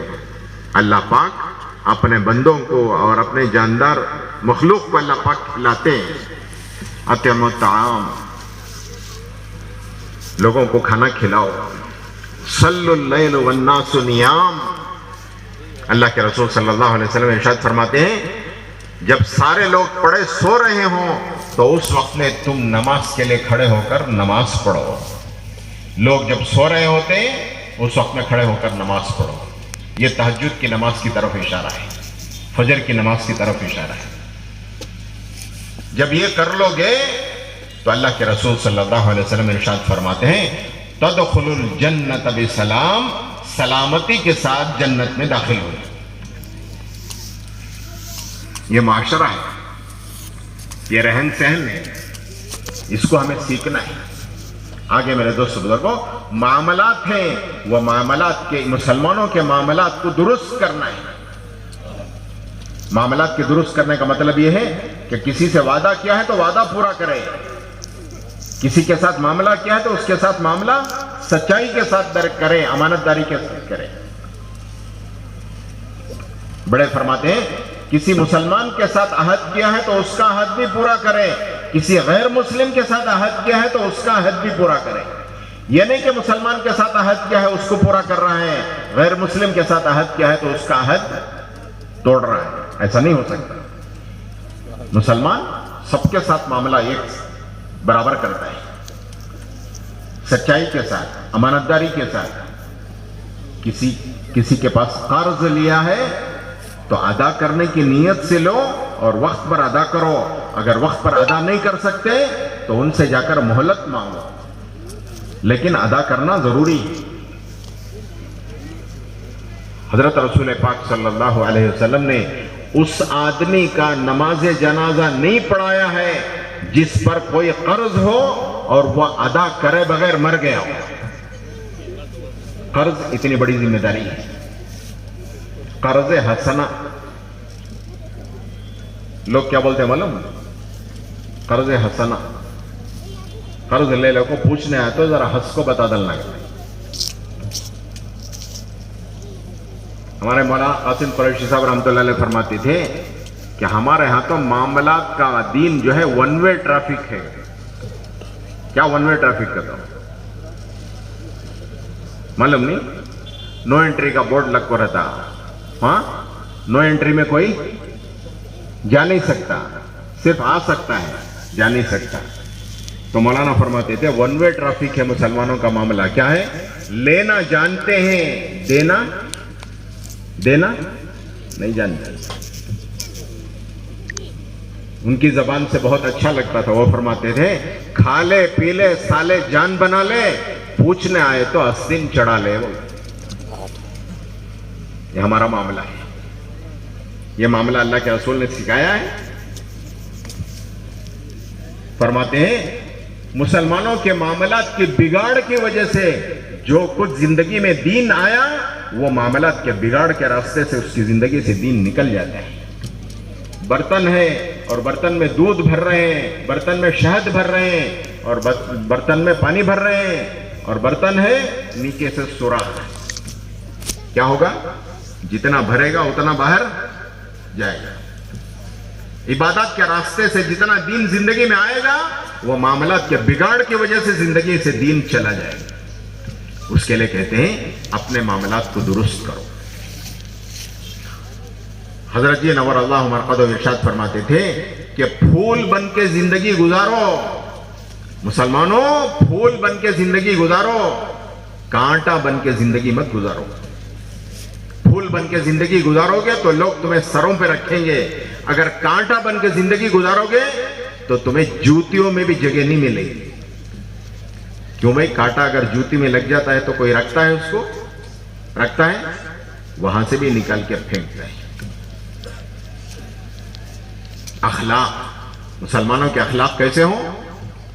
ہم سے دوسروں کو نفع پہنچے, یا کم سے کم ادنا درجہ یہ ہے کہ ہم سے دوسروں کو کوئی تکلیف نہ ہو. اخلاق کے 3 درجے بتائے. ایک انصاف کا, اور دوسرا احسان کا, اور تیسرا ایثار کا. اخلاق کے 3 درجے بتائے. انصاف کا معاملہ کرو. کیا انصاف کا معاملہ کا مطلب یہ ہے کہ جو اپنے لیے پسند کرے وہ دوسروں کے لیے پسند کرے, جو اپنے لیے ناپسند کرے وہی اپنے دوسروں کے لیے بھی ناپسند کرے. یہ انصاف. احسان کیا ہے؟ احسان کا معاملہ یہ ہے کہ برابر تولنا انصاف ہے, ذرا جھکتا تولنا یہ احسان ہے. اپنے لیے جو پسند کرے اس سے بہتر اپنے بھائی کے لیے پسند کرو. اپنے لیے جو ناپسند کرے اسی طرح اپنے بھائی کے لیے بھی اس سے زیادہ اس کو ناپسند کرو. یہ احسان کا معاملہ ہے. آگے ایثار ہے. ایثار کے بارے میں حضرات صحابہ کی زندگی سے ملتا ہے. اپنی ضرورت کو دبا کر دوسروں کی ضرورت کو پورا کرنا, یہ ایثار ہے. گھر میں فاقہ ہے, گھر میں بچوں کے لیے تھوڑا سا ہے کھانے پینے کے لیے, وہ بچوں کو بہلا پھسلا کے سلا دیا, اور میاں بیوی فاقے سے رہ گئے, آئے ہوئے اللہ کے رسول کے مہمان کو پیٹ بھر کے کھلا دیا. خود فاقے سے رہ کر دوسروں کی ضرورت پورا کر دی. اس کو ایثار کہتے ہیں. وَيُؤْثِرُونَ عَلَىٰ أَنفُسِهِمْ وَلَوْ كَانَ بِهِمْ خَصَاصَةٌ. جب یہ عمل اللہ کو پسند آیا, اللہ کے نبی کے پاس وحی آئی کہ تمہارے کچھ امتی ایسے ہیں, یعنی میرے بندے کچھ ایسے ہیں جو اپنے اوپر سے دوسروں کو ترجیح دیتے. اپنی ضرورت ہے لیکن اس کو دباتے ہیں, دوسروں کی ضرورت کو پورا کرتے ہیں. یہ ایثار کا درجہ ہے. یہ اخلاق ہے. میرے دوستو بزرگوں, مولانا یوسف صاحب رحمۃ اللہ علیہ فرمایا کرتے تھے, ہم نے بڑوں سے سنا, ایمان والا محنت کر کے اخلاق تک پہنچے گا تو اس کے اخلاق کو غیر دیکھ کر انشاءاللہ وہ ایمان تک پہنچے گا. یہ ایک زندگی ہے، اس زندگی کو ہمیں سیکھنا ہے. یہ ہر مسلمان کی پہلی ذمہ داری ہے کہ اپنی ذاتی زندگی دیندار بنائے. کیوں میں بنائیں گے انشاءاللہ؟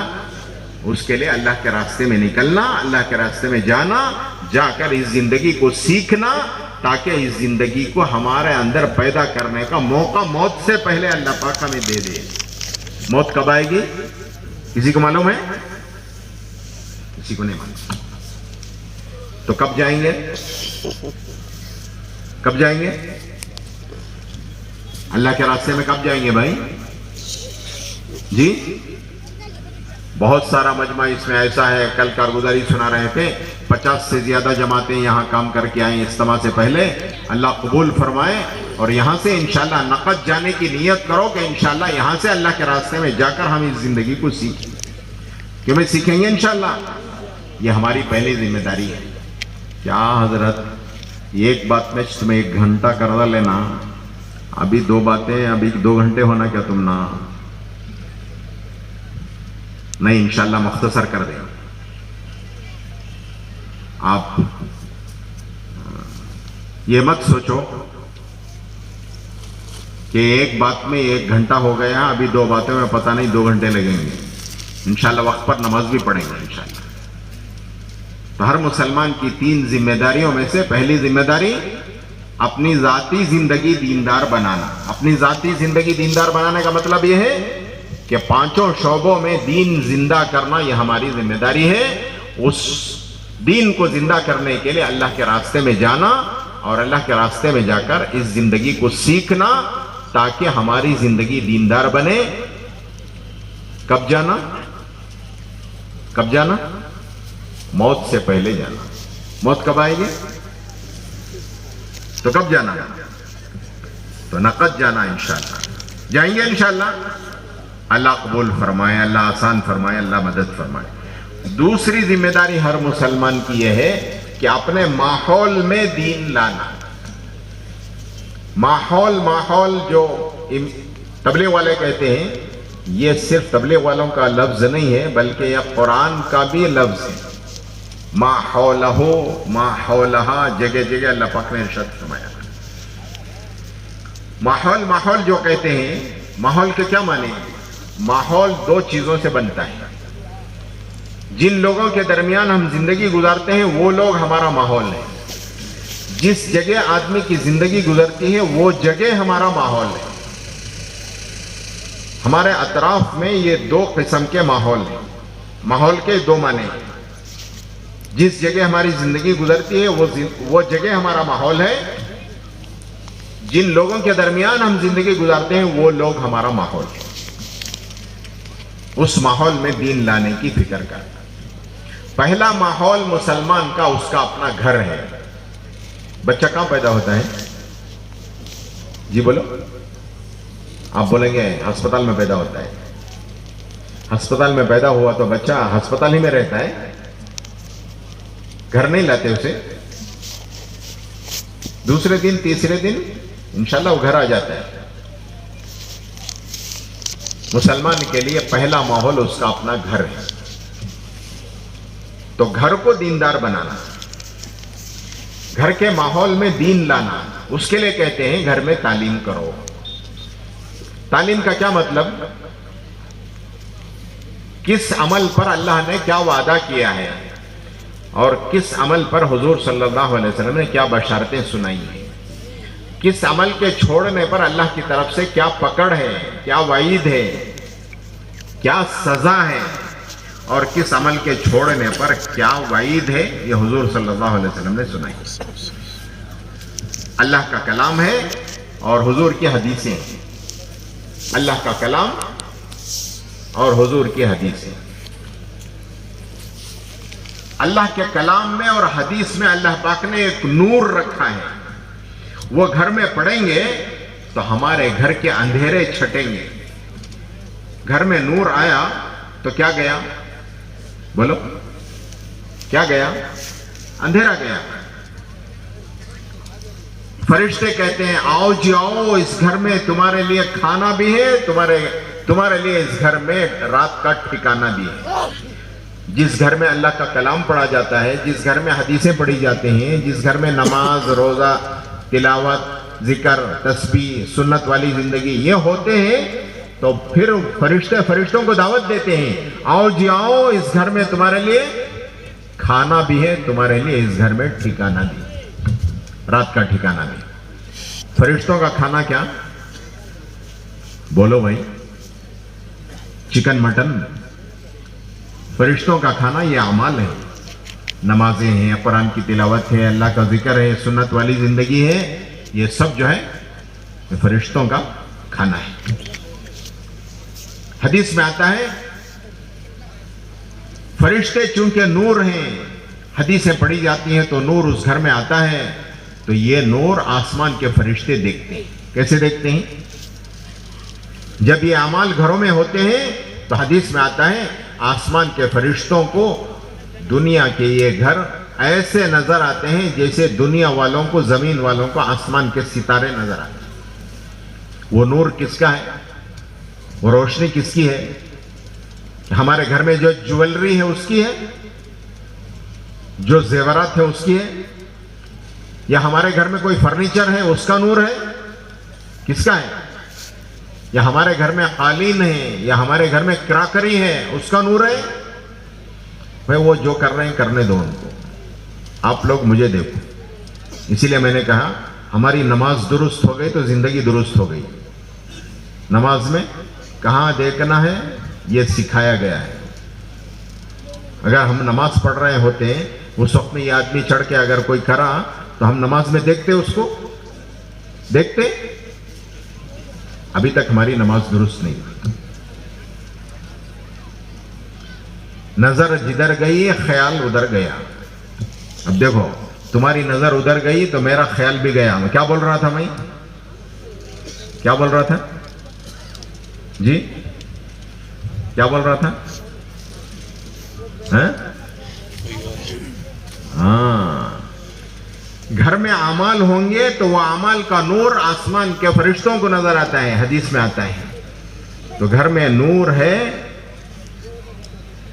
تو گھر کے اندھیرے ختم ہو جاتے ہیں۔ اگر گھر میں یہ اعمال نہیں ہیں تو فرشتے کہتے ہیں چلو جی چلو، اس گھر میں نہ تمہارے لیے ٹھکانہ ہے نہ تمہارے لیے کھانا ہے۔ تو فرشتے گئے تو کیا گیا؟ فرشتے گئے تو کیا گیا؟ نور گیا۔ نور گیا تو کیا آیا؟ اندھیرا آیا۔ اب بمڑیا مار لگ جاتی ہیں۔ کون؟ حضرتاں کے پاس گھر والے بمڑیا مار لگ جاتے ہیں، حضرت گھر میں نحوستاں گھس گئے، حضرت گھر میں دلندرا گیا آگے، حضرت اس کے لیے آپ دعا کر دو حضرت۔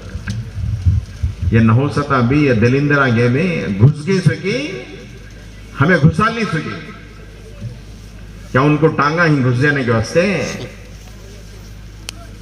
ہم نے اعمال سے خالی کر دیا گھر کو۔ گھر میں ہر چیز کا لانے کا فکر ہے، گھر کو آباد کیا ہے کس سے؟ چیزوں سے، مال و دولت سے، فرنیچر سے، کراکری سے ہم نے گھروں کو آباد کیا ہے، اور گھروں کو ہم نے ویران کیا ہے تو گھروں کو اعمال سے ویران کر دیا ہے۔ ہر چیز کا فکر ہے، گھر میں اعمال نہیں۔ حضرت جی نور اللہ مرقدو اس کا اہتمام سے دعا کرتے تھے۔ دعاؤں میں حضرت جی رحمۃ اللہ علیہ یہ دعا یہ میں مانگا کرتے تھے کہ اے اللہ ہمارے گھروں کو ایمانی اعمال سے آباد کر دے۔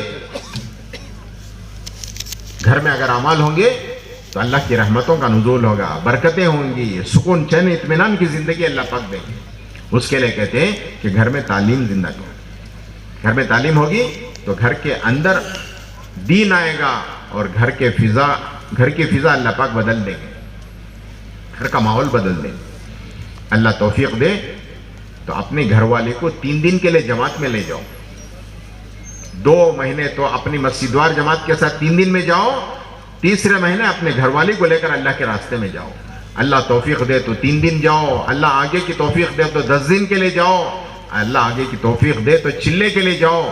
ماشاءاللہ کل یہاں کارگزاری میں سنا رہے تھے، ہماری پنگنور کی اور پلمنیر کی جماعتیں 5 جماعتیں بیرون گئی، ملک کے باہر گئیں، اس میں 3 جماعتیں مستورات کی تھیں. مستورات کے ساتھ 3 دن کی جماعتیں کہاں جا رہی ہیں؟ ملکوں میں جا رہی ہیں. گزشتہ مہینے ہمارا جانا ہوا Fiji. Australia, New Zealand, Fiji کا ہمارا سفر تھا. اس میں فیجی جانا ہوا. فیجی ایسا جزیرہ ہے جہاں سے سورج طلوع ہوتا ہے. مشرق کا کونا، دنیا کے مشرق کا کونا، وہاں سے سورج طلوع ہوتا ہے. وہاں ایک مسجد ہے، وہاں سے ڈیٹ لائن پاس ہوتی ہے. اس لائن کے اس طرف جمعرات ہے تو اس طرف جمعہ ہے، اس طرف ہفتہ ہے تو اس طرف جمعہ ہے. ڈیٹ لائن وہاں سے پاس ہوتی ہے. مشرق کا کونا، وہاں سے سورج طلوع ہوتا ہے. وہاں ایک مسجد ہے، وہ مسجد میں لکھا ہوا ہے کہ دنیا کی فجر کی پہلی اذان یہاں ہوتی ہے. مشرق کا کونا. وہاں گئے تو وہاں گجرات کی ایک مستورات کی جماعت ملی اور گجرات کی ایک مردوں کی جماعت ملی. وہاں پر اللہ کا احسان ہے، اللہ کا کرم ہے کہ عورتیں وہ اللہ کے دین کے لیے دنیا کے کونوں کا سفر کر رہی ہیں. مشرق کا کونا ہے. ایک اور جماعت ہماری بنگلور کی ایک اور جماعت گئی تھی چلی. چلی ساؤتھ امریکہ کا ایک ملک ہے، ساحل کے کنارے ہیں. اس کے بعد پیسیفک اوشن، بحر الکاہل کہتے ہیں. وہ پورا سمندر ہی سمندر ہے. وہاں ملک ہے لگا ہوا. نقشے میں اگر دیکھیں تو چلی کہتے ہیں مرچ کو. مرچ لمبی ہوتی ہے نا، اسی طرح وہ نقشے میں نظر آتا ہے. وہ چلی ملک ہے. اس میں ایک شہر ہے ایکیکی اور ایک شہر ہے سینٹیاگو. یہاں ہماری جماعت مستورات کے ساتھ بنگلور کی پہلی جماعت وہاں چلی گئی. یہ مشرق کا کونا اور وہ مغرب کا کونا.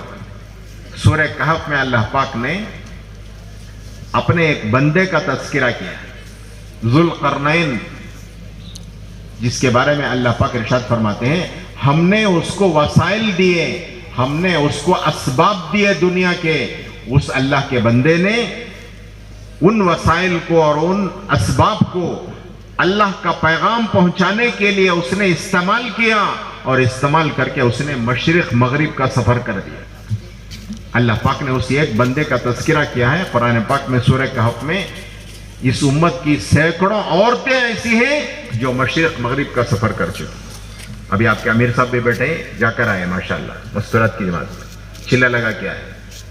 اس سے پہلے اس کے بعد بیرون کے لیے ماشاءاللہ آپ کی مستورات کی جماعتیں چلی گئی. گدک ایک چھوٹا سا شہر ہے، وہاں سے اب تک میرا اندازہ یہ ہے کہ 18 سے 20 جماعتیں ان کی مستورات کی چلی گئی اللہ کے راستے.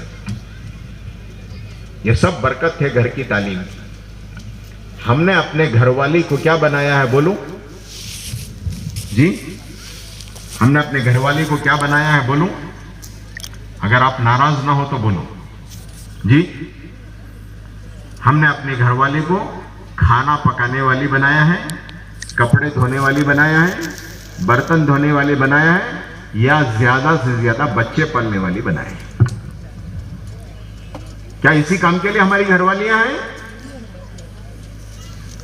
تو ہماری گھر والیوں کے لیے نمونہ ہمارے صحابہ کی عورتیں ہیں اور حضور کی بیویاں ہیں. انہوں نے اپنی زندگی کیسے گزاری ماشاءاللہ. اس دور میں اللہ پاک نے ایسی عورتیں دی جو مشرق مغرب کا سفر کر رہی ہیں. یہ گھر کی تعلیم کی برکت ہے.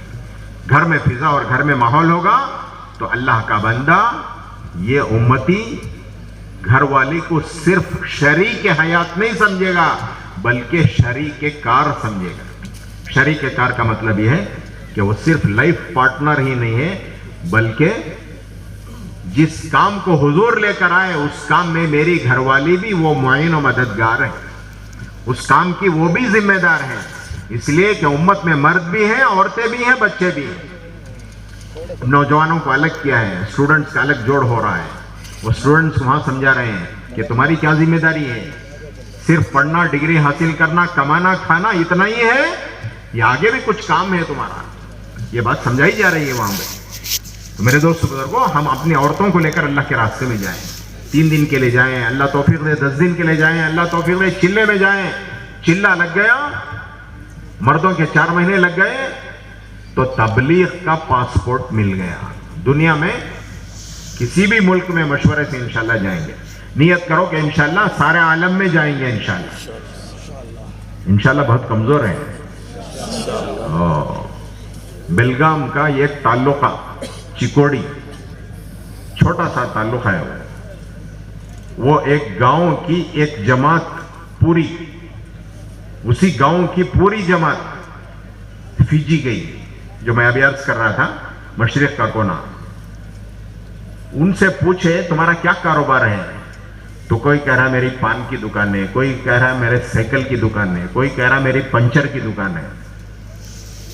اللہ مال کے بنیاد پہ نہیں لے جاتے. اللہ پاک اپنے ان کے بندوں کے دلوں کے عزم اور ارادے کو دیکھتے ہیں. جو بندہ اور جو عزم اور ارادہ کرتا ہے اللہ پاک اس کے مطابق اسباب باہر پیدا کرتے ہیں, سہولتیں اللہ پاک پیدا کرتے ہیں, پھر اللہ پاک اپنے دین کے لیے استعمال کرتے ہیں. ہم اپنے جیب کو نہ دیکھیں, غیب کے خزانوں کو دیکھیں.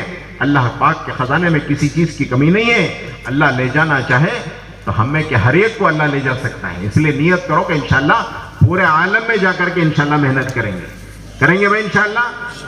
اب ذرا جانا ہی تو گھر کا ماحول بنانا ہے. گھر کی تعلیم اور اپنی عورتوں کو ہفتہ واری تعلیم میں بھیجنا. ہفتے میں ایک مرتبہ محلے میں اجتماعی تعلیم کسی کے گھر میں ہوتی ہے, وہ گھر میں اپنی عورتوں کو بھیجنے کا اہتمام کرنا. اس سے کیا ہوگا, عورتوں کے اندر وہ شوق اور جذبہ پیدا ہوگا, اپنے گھر میں آ کر حوصلے اور ہمت کے ساتھ اپنے گھروں میں وہ تعلیم کرنے والی بنے گی. کہتے ہیں ہر گھر کو مسجد سے جوڑنا ہے, اور ہر مسلمان کو مسجد والے اعمال سے جوڑنا ہے, اور ہر عورت کو اجتماعی تعلیم کے گھر سے جوڑنا ہے, اور ہر بچے کو مکتب سے جوڑنا ہے. یہ ہمارا ماحول ہے. آج بچے اسکول جاتے ہیں, ہم اسکول جانے سے منع نہیں کرتے بچوں کو, اسکول ضرور بھیجیں, لیکن اسکول کے ساتھ مکتب کو بھی بھیجیں. مسجد میں قرآن کی تعلیم ہوتی ہے, سنتیں سکھائی جاتی ہیں, دین سکھایا جاتا ہے. وہاں اپنے بچوں کو بھیجیں گے تو انشاءاللہ ہمارے بچے وہ دین سیکھ کے آئیں گے, قرآن سیکھ کے آئیں گے. ورنہ میرے دوست بزرگوں, اسکول میں کیا پڑھایا جا رہا ہے ہم سب جانتے ہیں. ایک زمانہ تھا کفریات پڑھایا جاتا تھا, اب تو شرکیات پڑھائے جا رہے ہیں. اللہ حفاظت فرمائے. بچہ کچھ بھی نہ کرے, 1 گھنٹہ مسجد میں آ کے جائے تو انشاءاللہ مسجد کے ماحول میں, فرشتوں کے ماحول میں رہ کے جائے گا. انشاءاللہ اللہ اس کے ایمان کی, اس کے آخرت کی اللہ حفاظت کر دے گا. اس لیے اس مجمع میں جو ذمہ داران ہیں مسجدوں کے, جو صدر سیکرٹریان ہیں, ممبران ہیں, ان سے ہماری درخواست ہے کہ مسجد کی جماعت تو گھر گھر جا کر محنت کر کے بچوں کو وہ مکتب بھیجنے کی کوشش اور محنت اور دعوت دے گی, لیکن مسجد کی انتظامیہ وہ مسجد میں مکتب کا انتظام کرے, کسی پڑھانے والے کو رکھے. مسجد میں ہر چیز کا انتظام ہے, چٹائی کا انتظام, پنکھوں کا انتظام, پانی کا انتظام, مائک کا انتظام, استنجا بیت الخلا کا انتظام, سب انتظام ہے. اگر انتظام نہیں ہے تو بچوں کی تعلیم کا انتظام نہیں ہے تو کل قیامت کے میدان میں یہ بچے ہمارا دامن پکڑیں. اس کے لیے بھائی دوستو بزرگوں, اس کے لیے کوئی الگ عمارت بنانے کی ضرورت نہیں ہے. ہر مسجد میں اتنی جگہ ہے کہ اس محلے کے بچے آ کر وہاں قرآن سیکھ سکتے ہیں. اس لیے نیت کرو کہ اس مجمع میں جو صدر سیکرٹریان, ممبران, ذمہ داران ہیں, ان سے ہماری درخواست ہے کہ ہر مسجد میں مکتب شروع ہو تاکہ بچوں کی دین کی حفاظت ہو جائے, بچوں کی تعلیم کا انتظام ہو جائے. کریں گے بھائی انشاءاللہ, ماشاءاللہ. یہ ہمارا ماحول ہے. اس ماحول میں مردوں کو بھی لانا ہے, عورتوں کو بھی لانا ہے, اور بچوں کو بھی لانا ہے, جس کے ذریعے سے ہمارا باہر کا ماحول دیندار بنے گا. اس کے لیے کہتے ہیں کہ روزانہ 3 عمل کرو. کتنے عمل 3 عمل کرو. ہفتے کا 1 عمل کرو اور مہینے کا 1 عمل کرو. یاد رہیں گے انشاءاللہ.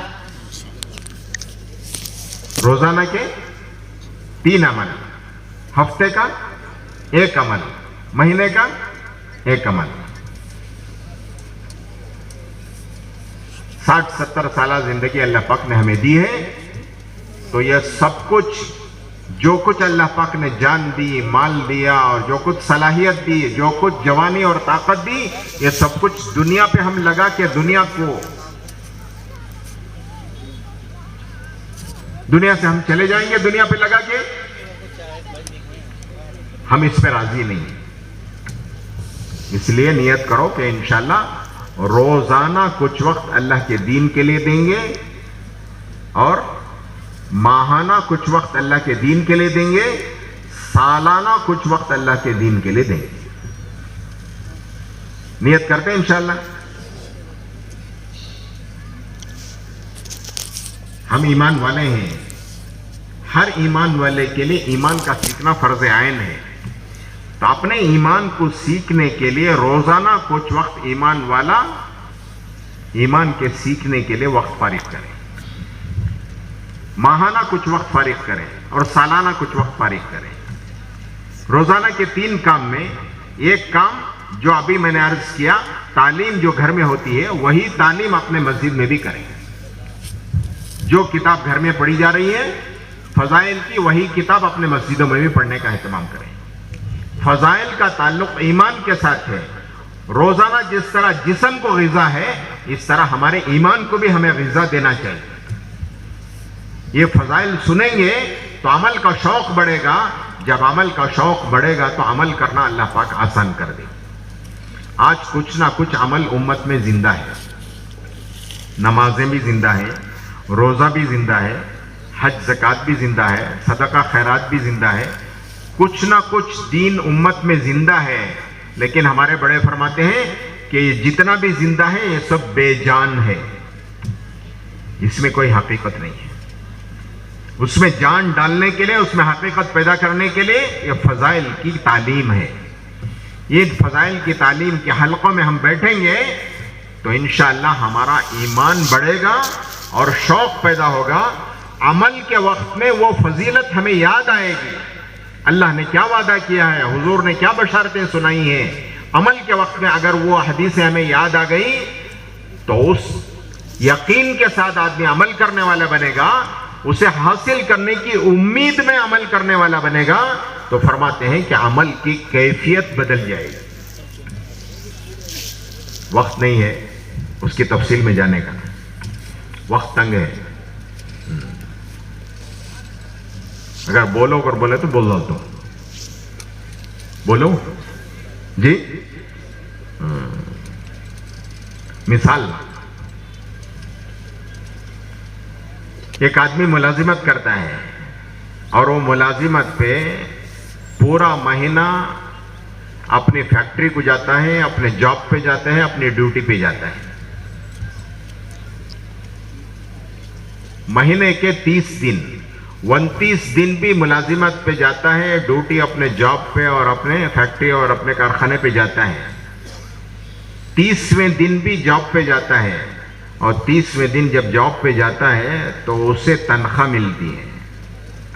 جی 29 دن جو جاتا ہے اس میں اور 30ویں دن تنخواہ ملنے کے دن جو جاتا ہے اس میں کوئی فرق ہے؟ بولو بھائی، فرق ہے؟ کم ہے زیادہ ہے؟ ایسا معلوم ہوتا ہے کہ اس میں سب تاجران بیٹھی ہیں، کون بھی ملازم پیشہ آدمی نہیں ہے. ایسا ہے؟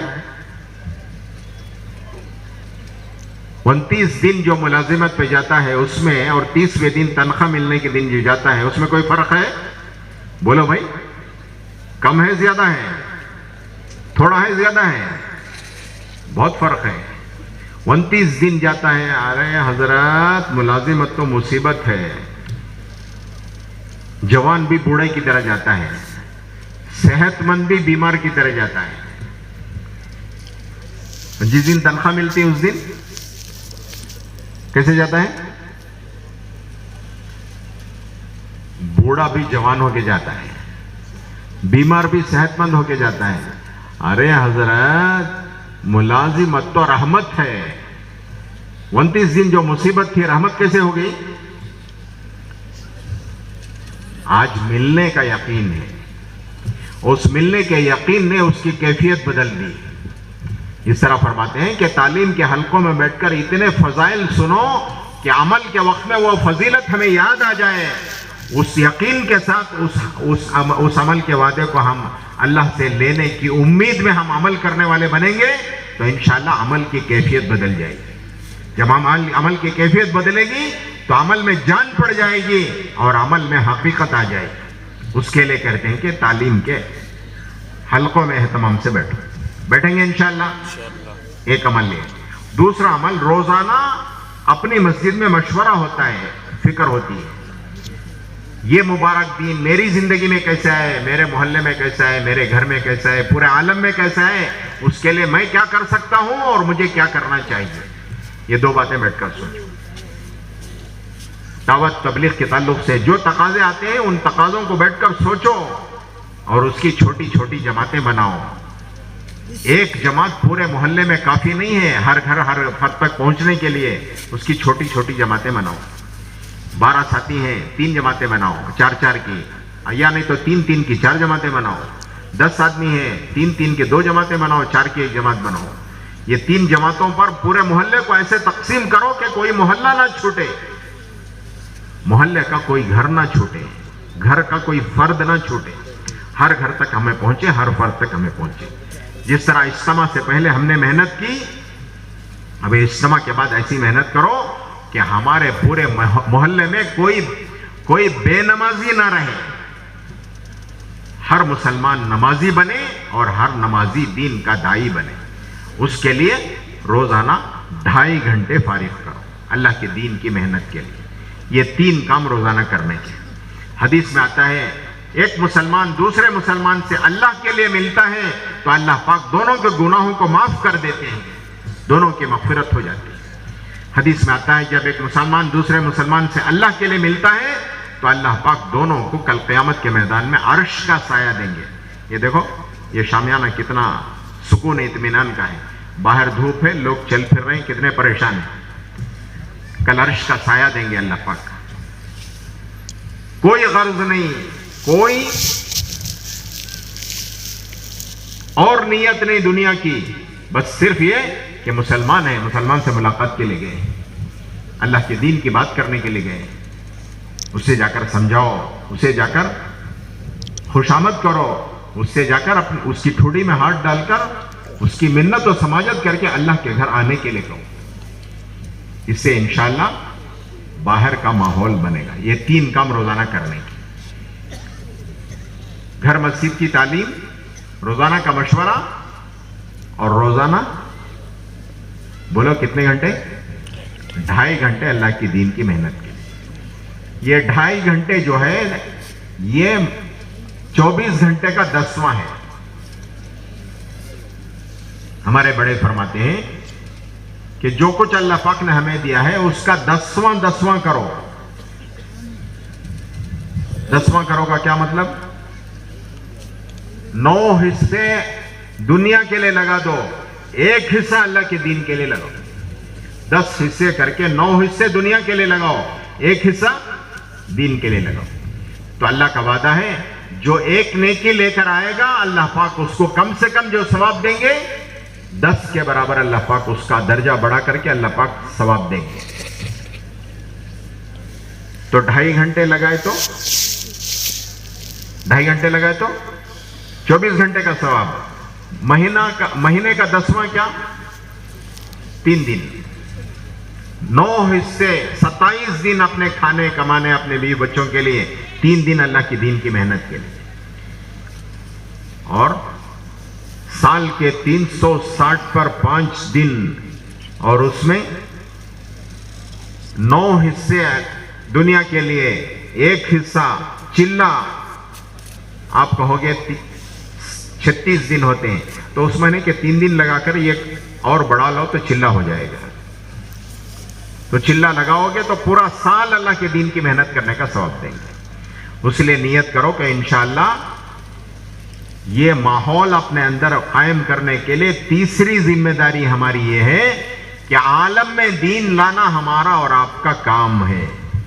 اس لیے کہ عالمی نبی کے امتی ہیں، پورا عالم ہمارے لیے محنت کا میدان ہے، اس لیے پورے عالم میں جانا، اس کی نیت کر کے اپنے جان مال کی ترتیب بنانا۔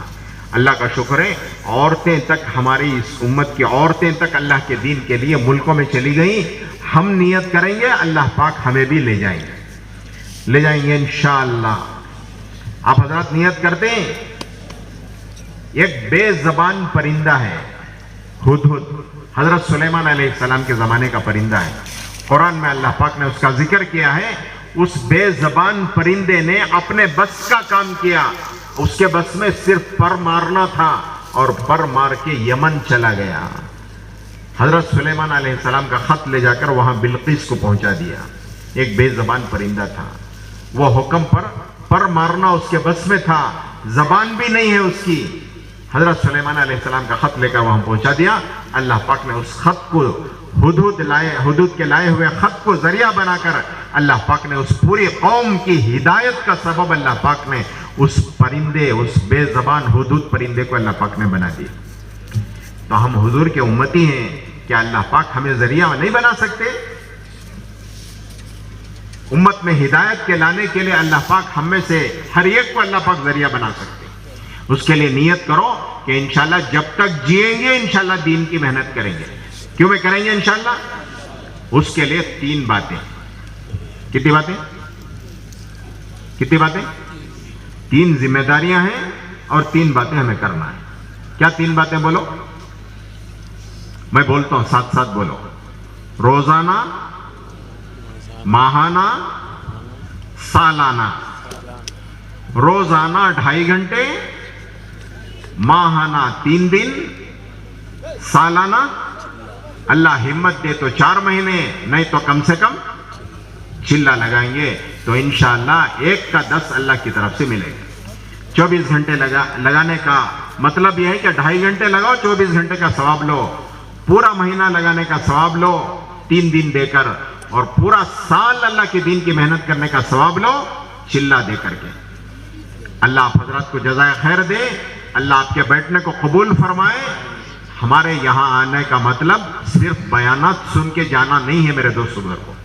اجتماعات میں ہم آئے ہیں بیانات سن کے جانے کے لیے نہیں آئے ہیں۔ بے شک بیانوں کے سننے سے نفع ضرور ہوگا، لیکن اپنی زندگی کے کچھ عزائم اور ارادے کر کے اپنی زندگی کو بدلنے کی نیت سے ہم آئے ہیں۔ بولو انشاءاللہ آئندہ زندگی میں کچھ دین کے عزائم کریں گے انشاءاللہ۔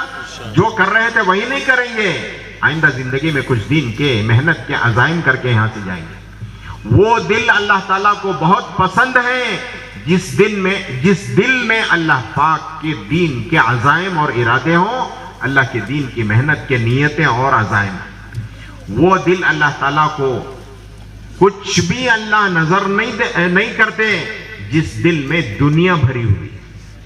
جب سے اللہ پاک نے دنیا بنائی ہے اس وقت سے آج تک کبھی نظر رحمت اللہ پاک نے دنیا پر نہیں کی ہے، اور جس دل میں دنیا بھری ہوئی ہو اس دل کی طرف اللہ کیا دیکھیں گے؟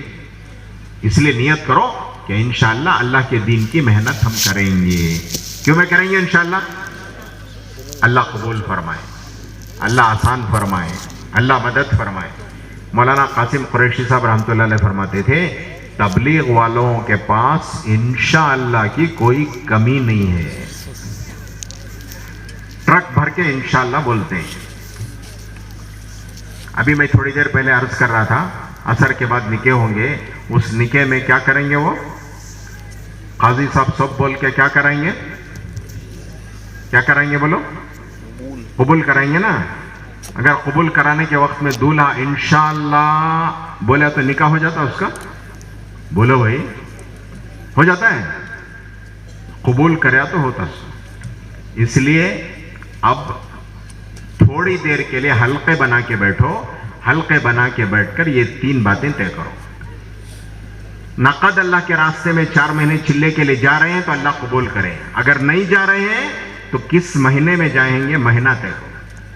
چلہ کون سے مہینے میں دیں گے، 4 مہینے کون سے مہینے میں دیں گے، ایک بات۔ اور دوسری بات، مہینے کے 4 ہفتے ہیں، پہلا، دوسرا، تیسرا، چوتھا، یہ 4 ہفتوں میں کون سے ہفتے میں ہم 3 دن دیں گے، یہ بیٹھ کے طے کرو کہ پہلے ہفتے میں، دوسرے میں، تیسرے میں، چوتھے ہفتے میں کس ہفتے میں ہم 3 دن دیں گے، یہ طے کرو۔ اور اسی طرح 2.5 گھنٹے صبح کو دیں گے، دوپہر میں دیں گے، شام میں دیں گے، رات میں دیں گے، یا 2 وقت کر کے دیں گے، 1.5 گھنٹہ صبح میں، 1 گھنٹہ شام میں، یا 1 گھنٹہ صبح میں، 1.5 گھنٹہ شام میں، کس وقت دیں گے یہ بیٹھ کر طے کرو۔ اور چوتھی بات میرے دوست بزرگوں، گھر کی تعلیم کب کریں گے؟ 3 باتیں تو خروج کی ہیں، اور ایک بات اپنے گھر کی تعلیم کی ہے۔ یہ کر کے پھر انشاءاللہ نماز کی تیاری کریں گے بھائی انشاءاللہ۔ آخری بات کہہ دیتا ہوں، بولو، آخری بات کہہ دیتا ہوں،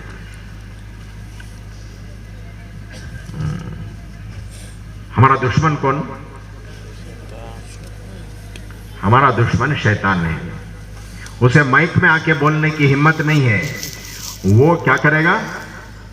وسوسہ ڈالے گا۔ کیا وسوسہ ڈالے گا؟ تمہیں بیٹھو، حلقے بناؤ، عزائم کرو، میں بہت دیر سے بیٹھا ہوں، یہاں ذرا سبیل ہے کہتے، ذرا گیا، پانی پلاتی گی، شربت پلاتی گی، ذرا پیا اور آیا۔ تمہیں بیٹھو، عزائم کرو، میں گیا اور آیا۔ یہ کون بول رہا سو؟ کون بول رہا سو؟ دیکھو بولنا شروع کرے گا انہیں، گیا تو گیا انہیں، آیا نہیں انہیں۔ قل اعوذ برب الناس ملک الناس الہ الناس من شر، یہ کس کی طرف سے ہے؟ یہ خناس سے، اس کی طرف سے وسوسہ ہے۔ پہلے تو وہ اجتماع میں آنے نہیں دیتا، آئے تو بیٹھنے نہیں دیتا، بازاروں میں گھماتا ہے، بیٹھے تو سننے نہیں دیتا، سلا دیتا ہے، سنے تو عمل کرنے نہیں دیتا، عمل کرے تو اخلاص سے خالی کر دیتا ہے۔ تو اس کی سنیں گے یا بیٹھیں گے؟ بولو بھائی، بیٹھیں گے نا انشاءاللہ۔ وہ جانتا ہے، کیا جانتا ہے؟ یہ بیٹھے گا تو یہ نیت کرے گا، نیت پر بھی اللہ کی طرف سے ایک نیکی ملتی ہے، ایک ثواب ملتا ہے، اس کے لیے وہ جڑ کاٹتا ہے۔ وہ تو دیکھ کے آیا ہے اللہ کے پاس سے، کیا ملتا ہے، ہم تو سن رہے ہیں، اس لیے وہ بیٹھنے نہیں دے گا، وہ جڑ کاٹے گا۔ بیٹھیں گے، جائیں گے؟ بولو بھائی، بیٹھیں گے نا انشاءاللہ۔ اب ہم علاقے کا نام لیتے ہیں، یہ علاقے ساتھی جہاں بھی ہوں ذرا کھڑے ہو جائیں، کھڑے ہو کر کھڑے اپنے حلقے بنائیں، اور مسجد وار بیٹھ کر یہ 3-4 باتیں طے کر کے پھر اس کے بعد نماز کی تیاری کریں گے، پھر انشاءاللہ سب مل کے نماز پڑھیں گے۔ تمہارے 2 ہی تعلقیں ہیں، ایک پلمنیر ہے، ایک پنگنور ہے۔ پلمنیر پنگنور یہ دونوں کا ملا کے ایک ضلع ہے، ماشاءاللہ ان کے زون بنے ہوئے۔ پلمنیر شہر کے 3 حلقے ہیں، اور پنگنور شہر کے 3 حلقے ہیں، اور ان کے زون بنے ہوئے ہیں۔ یہ زون جہاں جہاں تعلیم کے حلقے قائم ہوئے تھے، وہ میں ایک زون کا نام لیتا ہوں، وہ زون والے ذرا کھڑے ہو جائیں، کھڑے ہو کر ذرا دیکھ لیں مجمع میں وہ زون والے کہیں ہیں تو اس زون کے پاس پہنچ جائیں جو زون والے کھڑے ہوتے ہیں۔ نکن پلی زون کا ہے بھائی، نکن پلی زون کا ہے، یا پلمنیر کا ایک زون ہے نا، نکن پلی زون والے کہاں ہیں؟ ذرا کھڑے ہو جاؤ بھائی، دیکھیں گے، ذرا کھڑے ہو جاؤ، ذرا کھڑے ہو جاؤ، ذرا کچھ ہاتھ سے اشارہ کرو، کچھ رومال سے اشارہ کرو۔ نکن پلی زون والے کہاں کھڑے ہیں؟ ذرا کھڑے ہو جاؤ۔ دیکھو ماشاءاللہ تمہارے بائیں طرف کنارے پیچھے کھڑے ہوئے ہیں۔ ننگلی زون والے کہاں ہیں؟ ذرا کھڑے ہو جاؤ بھائی، دیکھیں گے۔ ننگلی زون والے ماشاءاللہ پورے ایک جگہ جمع ہے، اللہ قبول فرمائے۔ مجمع میں کہیں بھی ننگلی زون والے ہیں تو وہاں پہنچ جائیں۔ چمکن پلی زون والے کہاں ہیں؟ ذرا کھڑے ہو جاؤ بھائی، وہ تو چمک رہے ہیں ماشاءاللہ، چمکن پلی والے، اللہ قبول فرمائے۔ بیرٹ پلی والے کہاں ہیں بھائی؟ بیرٹ پلی زون کہاں ہے؟ وہ ماشاءاللہ رومال ہلا رہے، دیکھو کونے میں بیرٹ پلی زون والے۔ کیا سیواڑی زون والے کہاں ہیں بھائی؟ سیواڑی زون والے ہیں، وہ بھی ماشاءاللہ وہاں پیچھے کھڑے ہیں، ماشاءاللہ اللہ قبول فرمائے۔ اس کے بعد آگے کے حصے میں پلمنیر کے 3 حلقے ہیں. پلمنیر مدینہ حلقہ کہاں ہے بھائی؟ ذرا کھڑے ہو جاؤ دیکھیں گے. پلمنیر کا مدینہ حلقہ. ماشاءاللہ. کھڑے کھڑے اپنے مسجد وار حلقے بنائیں, بیٹھ کر پھر وہ عزائم کریں. پلمنیر مکہ حلقہ والے کہاں ہیں بھائی؟ بڑا مجمع ہے, اللہ قبول فرمائے. مکہ اور مدینہ دونوں حلقے بڑے ہیں, مبارک حلقے ہیں. بلال حلقہ کہاں ہے بھائی؟ پلمنیر کا بلال حلقہ بھائی یہ سامنے کا حصہ ہے. بلال حلقے والے کہیں بھی ہیں تو وہاں پہنچ جائیں.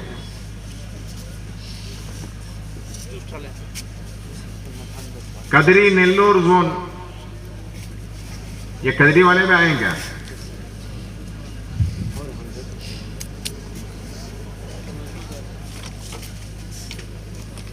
کوٹور زون والے کہیں پہ کھڑے ہو جاؤ.